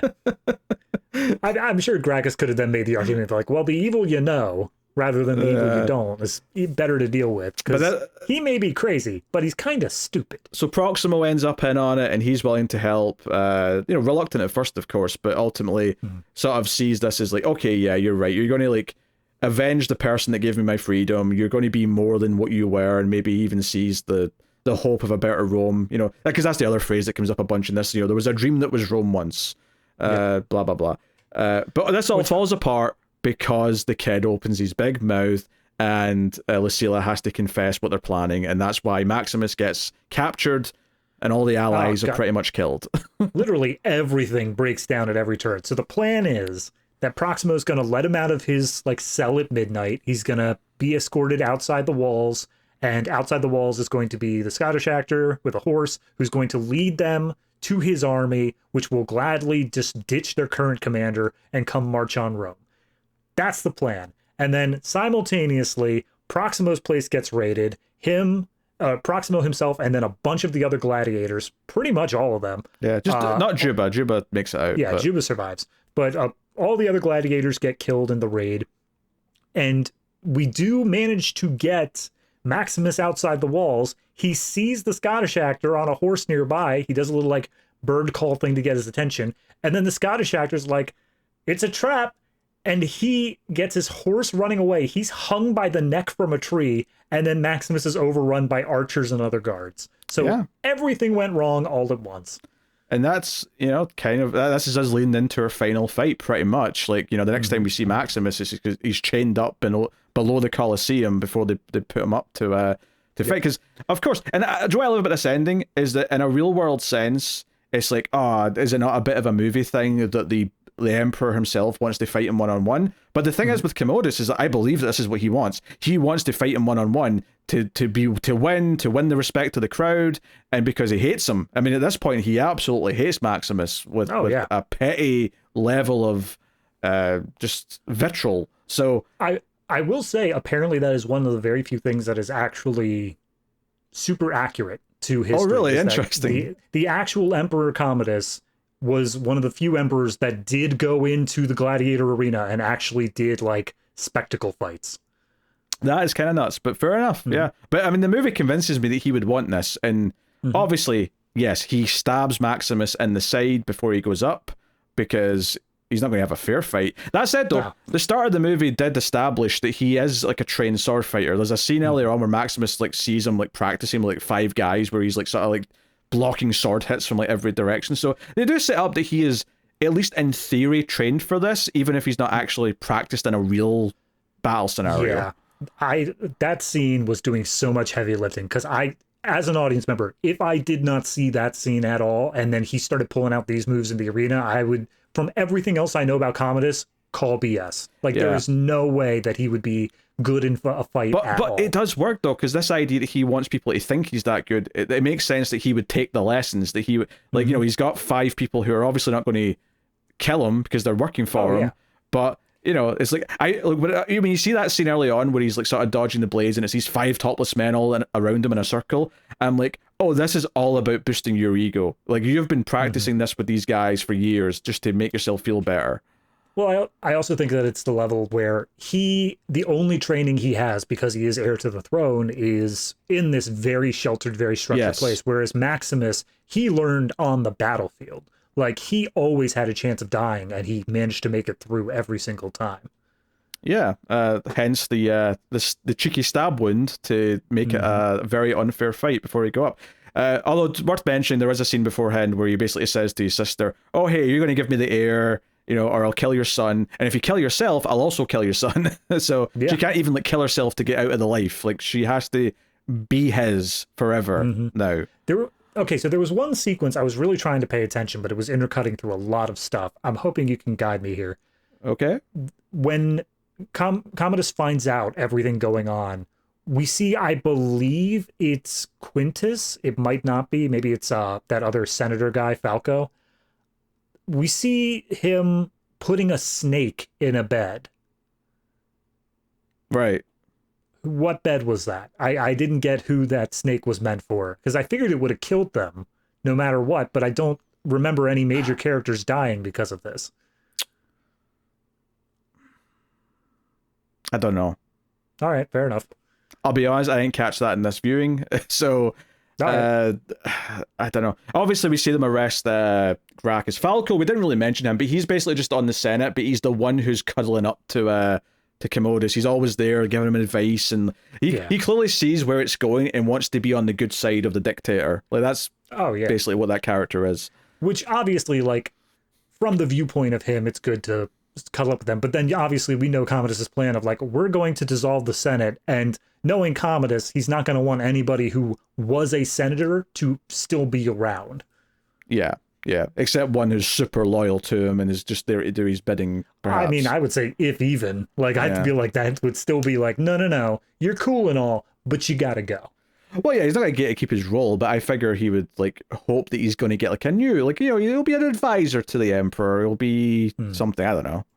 Oh, I did. Okay, so sorry, I just rewinded the video to see who it was. It was do you remember the third senator? The one who was sitting with Derek Jacobi? Oh, the other, he was saying, okay, like, give them that death makes or whatever. sense. It was him. He was the one who died. That's fair. So, yeah, final fight is what it is. Maximus sort of holds his own, even though he's obviously woozy and whatnot. It's a very tuned backwards and forwards battle. They're surrounded by guards who are all sort of holding their shields up in a circle to sort of give them, like, a sort of a ring within the Colosseum. Yeah. But obviously, Maximus is able to fight back. He's able to disarm him, and this is the moment where Commodus is like, "Give me a sword," and he says that to Quintus, and Quintus, like, thinks about it but chooses not to. And then when Commodus starts yelling to all the guards, "Hey, someone give me a sword," Quintus steps up and says, "Everyone sheathe your weapons," and, you know, basically says, "No, this is going to be, you wanted a fight with Maximus? Fine, we're doing this properly." Which, I gotta say, balls on Quintus, because at this point, like, Maximus is woozy. He's been slashed like 1 or 2 extra times on top of that. I would not put hard money on Maximus at this point to definitely be the winner, which means that if this didn't go his way, he would absolutely be executed. Oh, yeah, for sure. Fight. It's definitely kind of a redemptive moment, like, to sort of stand up and do this right here. But because there's a great moment where the fight's not over yet, but Maximus is kind of out of it and he starts seeing the field, which is obviously where he's going to go when he dies. But he obviously sticks in it for a bit to win the fight, and ultimately it's the hidden dagger that Commodus has that he's able to, like, force back into his own neck and win the fight. And the crowd goes silent. It's a whole thing. And I mean, I feel like someone in the crowd would be cheering, but I also understand dramatic from the crowd's effect. Perspective. Oh yeah, but I also understand from the crowd's perspective. They're like, our God King is dead. What happens next?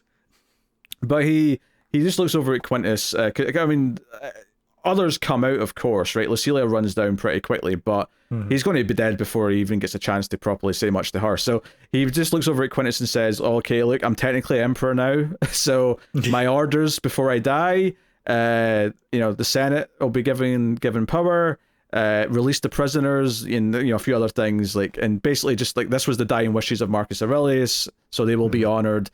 And, you know, he collapses. So, I mean, yeah, the nice moment here, because obviously the last time you saw Lucilia when they made the plan for the whole escape, she did kiss him, right? There was, like, a kiss between them in the moment, and it's clear that there was something I mean, that was already implied, but this was kind of the lynch of it. You know, she cries over his body and says, "Go to them." Like, the idea that you're finally free. You can go to your family. You've done the thing that you were asked of. And he even points out, like, the last words to her is, "Your son is safe." Like, yeah, he knows that this was the big thing for her as well, and he was acting in that as in mind at the same time. Yeah, and it's notable that when she says honor him, Quintus joins in and carrying his body. Like, you know, when I think it's Proxima who says, "Who'll help me carry him?" Like, you know, Quintus joins some of the gladiators in carrying his body out of the Colosseum. I think Derek Jacobi's there. Juba comes up as well. Like, it's everyone who respected him, and we've seen along the way. Yeah, and then, like, after you see him get carried out, it just goes back to the Colosseum at some time later, and Juba buries the little statues of his wife and son that were delivered to him earlier in the dark. Yeah, and he's like, "I'll see you again, but not yet." And the camera goes up, and the dawn or the sunset is happening over the horizon. It's the dawn of a new Rome, one that will embrace the Republic. And in reality, Rome never did that. They died in empire. So Yeah, also, whoopsie. I expect things won't be great at the start of Gladiator 2, so it's probably not going to be perfect forever, at least. Well, in fairness, I actually kind of like that, knowing there is a Gladiator 2, is that the idea that he left instructions and said, like, the Senate will get its power back, power to the people, everything is great. And then this movie leaves it on that hopeful note. But then, obviously, that's not what actually happened in Rome. So I kind of like the idea that this next movie is going to pick up and be like, people are greedy. People are clinging to power. I mean, I get it's that. going to be bad. I totally do, but it's also a reason why Gladiator 2 shouldn't exist, is because this was a one and done movie that ends on a hopeful note, and this should be the ending. But, Right. I mean, Gladiator 2 might be great. Gladiator 2 might have a great point to it, but, I mean, honestly, I don't know what to expect from it in terms of quality. I expect it will look pretty. I'm expecting the actors, who are all very capable, will do a good job, but it might feel like just a forced, needless sequel, and it just depends. Do they really have a good story and something to say?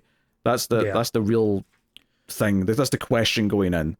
The only thing I want, since in this movie, Russell Crowe was known as the Spaniard, I need Pedro Pascal to be called the white guy.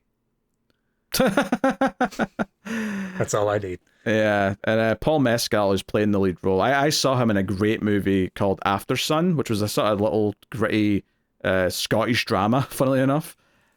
He's not Scottish, he's Irish, but there's a Scottish accent in the movie. Okay. But it was directed by a Scottish woman, and it was like a dad and a young daughter, so the daughter was a Scottish actress as well. Really, really touching story about like a woman remembering her last like vacation with her dad. It's a very bittersweet movie, but very well done.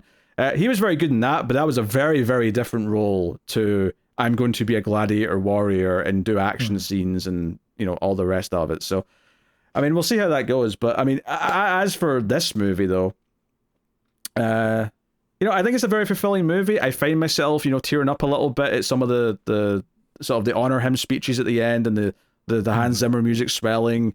You know, the choir doing the Now We Are Free song at the end as he's walking into what does he call the afterlife? Elysium. Elysium. Yes, that's it. Like all of it super works. Like it's a movie that holds up pretty much because it is just like everything's kind of at the top of its game, and there's no real weak links in its production. You know, like everything just clicks together. So sometimes you describe it as lightning in a bottle, and there's a little bit of that, but it's not because like people definitely try to make it happen, but sometimes they try really hard and it still doesn't quite click. This is something where no, it all does actually click together, and you know the experience is created. And, you know, and we didn't even talk about some of the small kind of like cinematic moments, like before that first Colosseum fight when like they're walking or they're waiting in the shadows, you know, behind the big doors, and it's just super dramatically lit, and it's the anticipation of it happening. Like that little moment's really well done. Or the contrast when he's going out for his one-on-one fight, which is the next one that he's supposed to lose, and he's walking like with all the other gladiators like in like against the wall. So it's like this sort of like runway, and they're all kind of like, you know, saying Spaniard at him or cheering Maximus at him. It's Well, like it's mirroring him when he was walking with his soldiers in the beginning. He was walking down the lines there, and they were saying "General, General." Yeah, it's a payoff. Yeah. It feels like he's earned that respect again. It's almost no matter what situation you put him in, he's going to earn the respect of the people around him because he's fundamentally just you know, he's a person with integrity, and ultimately people are going to root for him because of it. It's, you know, it works. Yeah, absolutely. I do like looking at Ridley Scott's filmography though, because it bounces around so much. Where we did White Squall on the show, obviously that was 96. He did G.I. Jane the next year, and then 3 years pass and he comes out with Gladiator.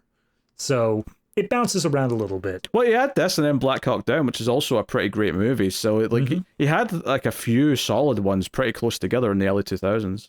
But then he also did in Black Hawk Down, he did Hannibal as well. Yeah, I didn't like that one. No, I'm not fond of Hannibal. Yeah, but he had a lot of movies coming. I mean, I think the reason why there's a 3-year gap is that he was probably shooting a lot of these movies back to back, and then they all came out pretty close together. But yeah, I wouldn't imagine Hannibal would need anywhere near as many special effects as Gladiator would.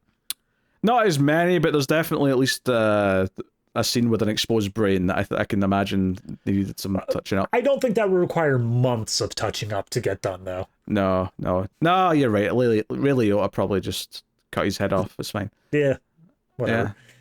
They could put it back on, right? He's a good actor. He's willing to commit himself to the craft. It's a method role. He's a method actor. Mm-hmm. Yeah. Now, Gladiator is fantastic. It holds up all this time later. It's an easy watch. It's a bit of a longer movie, so you have to be prepared to sit down. But to be fair, despite my complaints that the opening battle feels like it goes on a bit long, it is pretty well paced regardless, though. Like, everything else feels like it goes in. Like, when I checked the time and it was 45 minutes in, and I remembered that first chunk only being like 15 minutes, it didn't feel like it had been long. It just felt like, oh, yeah, we're already done 45 minutes of the movie. So credit to the pacing and like Ridley knowing what to cut. And I think the poor pacing of the extended edition proves that he knew what he was doing there by trimming things down. Right. So, smart stuff. Yeah, I agree. I mean, I don't really have much more to add on top of that besides as we said, it's a very simple story. It is a revenge story. It is a man who was a good man. No morality play in that. No, oh, well, is he really a good man after all? No, he's absolutely the pinnacle of a good man stereotype. And he's just put through the ringer, and he ultimately just is doing this for strength and honor, as they keep saying over and over. I think it's important, though, that the characters are very well defined. And I think you're saying it's simple and he is just a good man. There's no kind of like flaws to him. I could see why that could be a critique, but one of the big problems I have these days is that so few big movies are just earnest about what the story is. And it's actually really refreshing almost to go back to a movie where it's just, no, the good guy is the good guy, the bad guy is the bad guy, and they're very well defined, and they set up why the good guy is the good guy, why the bad guy is so bad, and just enjoy like the roller coaster of like trying to get justice, and then ultimately you get that by the end of the movie. You know, because like so many movies now are meta or self-referential. We have to try and swerve the audience or whatever, and there's a time and place for that for sure. But it was one of those things when I saw the second Avatar movie a couple of years ago. I just remember appreciating just how earnest it was. Like, it was taking its story seriously. It wasn't afraid to be a little cheesy when it was being heartfelt, and it was actually powerful because of it, because it wasn't trying to pull punches and be like, yeah, we're being a bit sappy here, but isn't that funny? Yeah, let's be sappy. It's not afraid to be the movie that it is, and you know that I think that's true for Gladiator. I gotta say again, like, there's a lot of guys who will live and die by the idea of just ancient Rome, the idea of like, you know, the Roman Empire and all that, just the pinnacle of aesthetic. They love the idea of it. They love all this other stuff.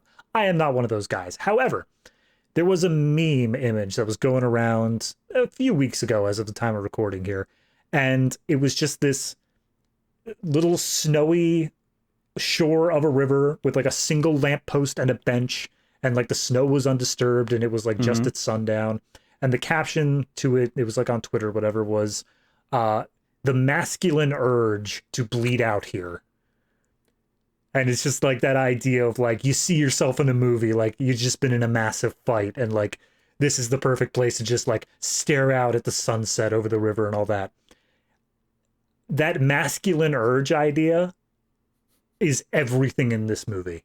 It is everything here, where it's like everything Maximus does is the pinnacle of like, yes, this is what a real man is. This is how he fights honorably, and he's devoted to his wife and son, and he wants what's best for the people. And I understand the appeal of that. Even taking apart all of the ancient Rome stuff, I see that as, I get why so many of like the manly man come into this, and a character who is inherently not a violent character is still revered as the most masculine ideal. Yeah. So, all right, what was your scene of the movie?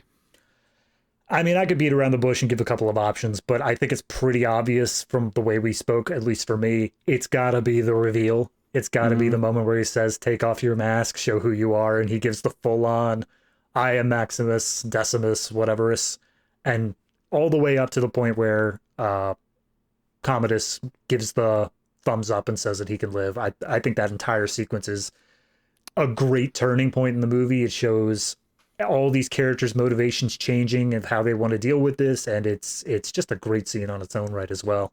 It's hard to argue with that scene, to be honest, because it is such a pinnacle turning point. And I think the movie as well, pacing wise, doesn't let up after that. I don't think it ever feels like it halts in pacing or momentum from that point.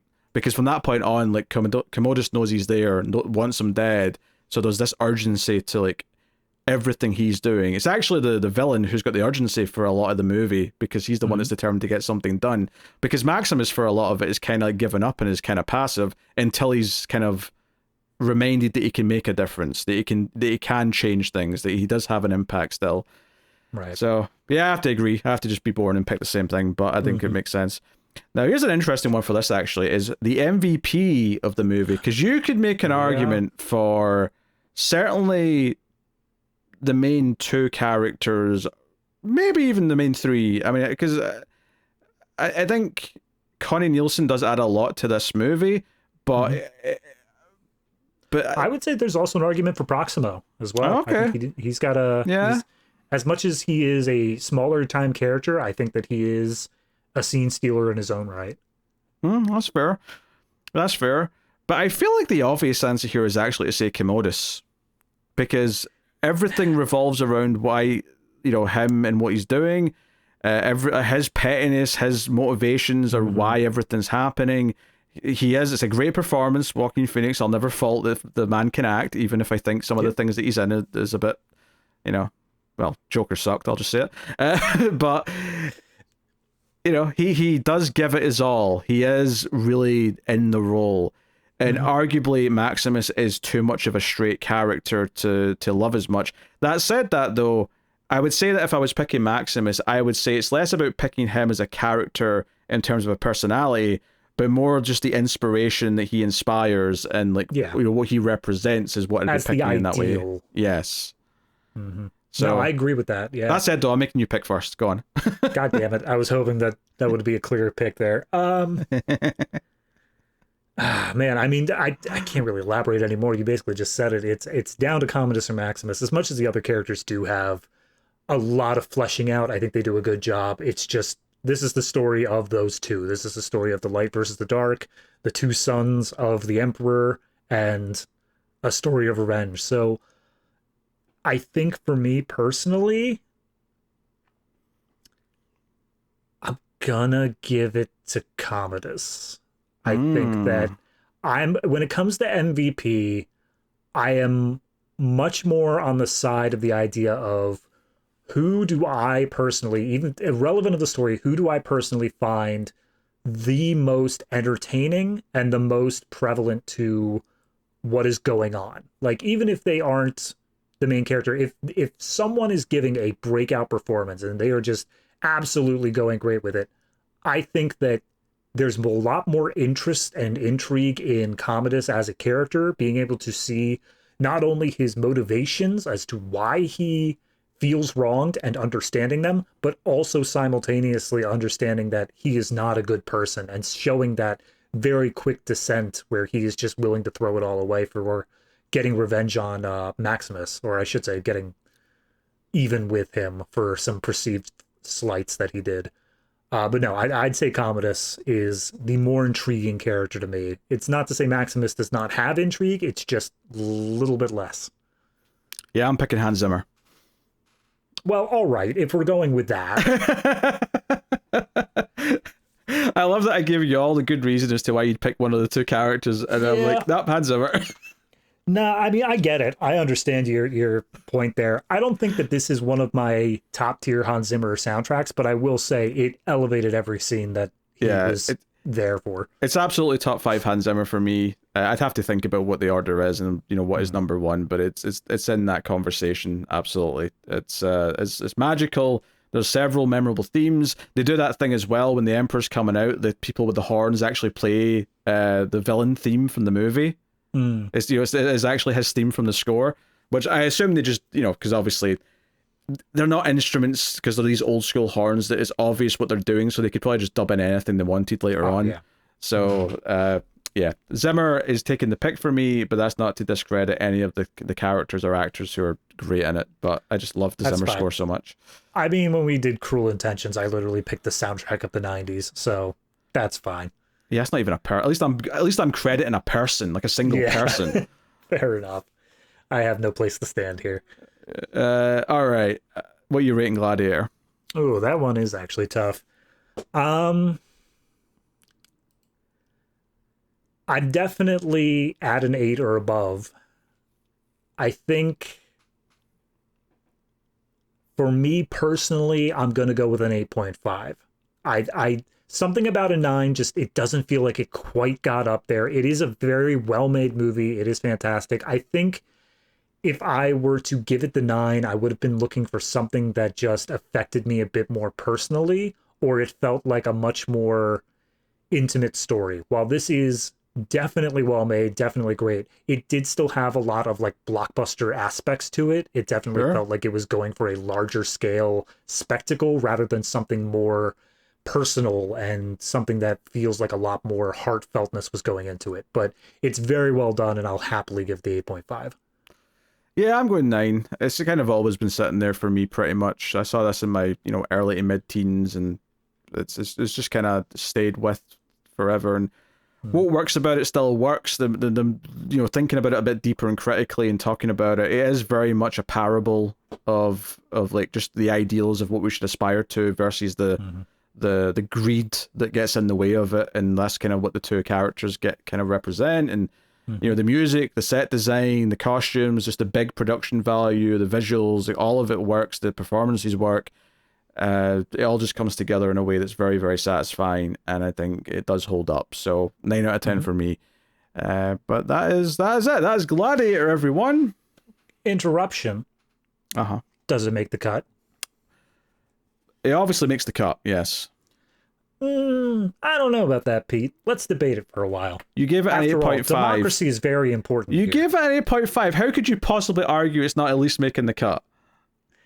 All right, fine. I'll meet you there. Now, the question is it a cut above, or does it just make the cut? That's, I don't know if I've established in my own mind, like, what the line is for a cut above. Just in this show, not looking at anything else, in this show, a cut above is Raiders of the Lost Ark, Memento, Oppenheimer, and Ghostbusters. It's a cut above. It belongs in the same list as those. Yeah. I'm a little bit more hesitant, but I will agree. I think that it is up there. It belongs in the conversation, at least with like Ghostbusters, Oppenheimer, and like Memento. I feel like it absolutely belongs kind of in that tier. Yeah. All right. Yeah. Cut above. Yeah, I agree with that. All right.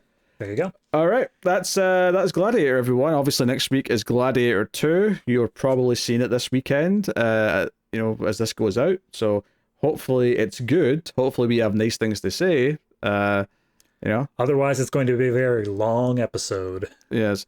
And it scares me that someone born the year Gladiator came out is 24 and like can vote and they can do everything, Pete. They're fully capable as it. They've already got children of their own.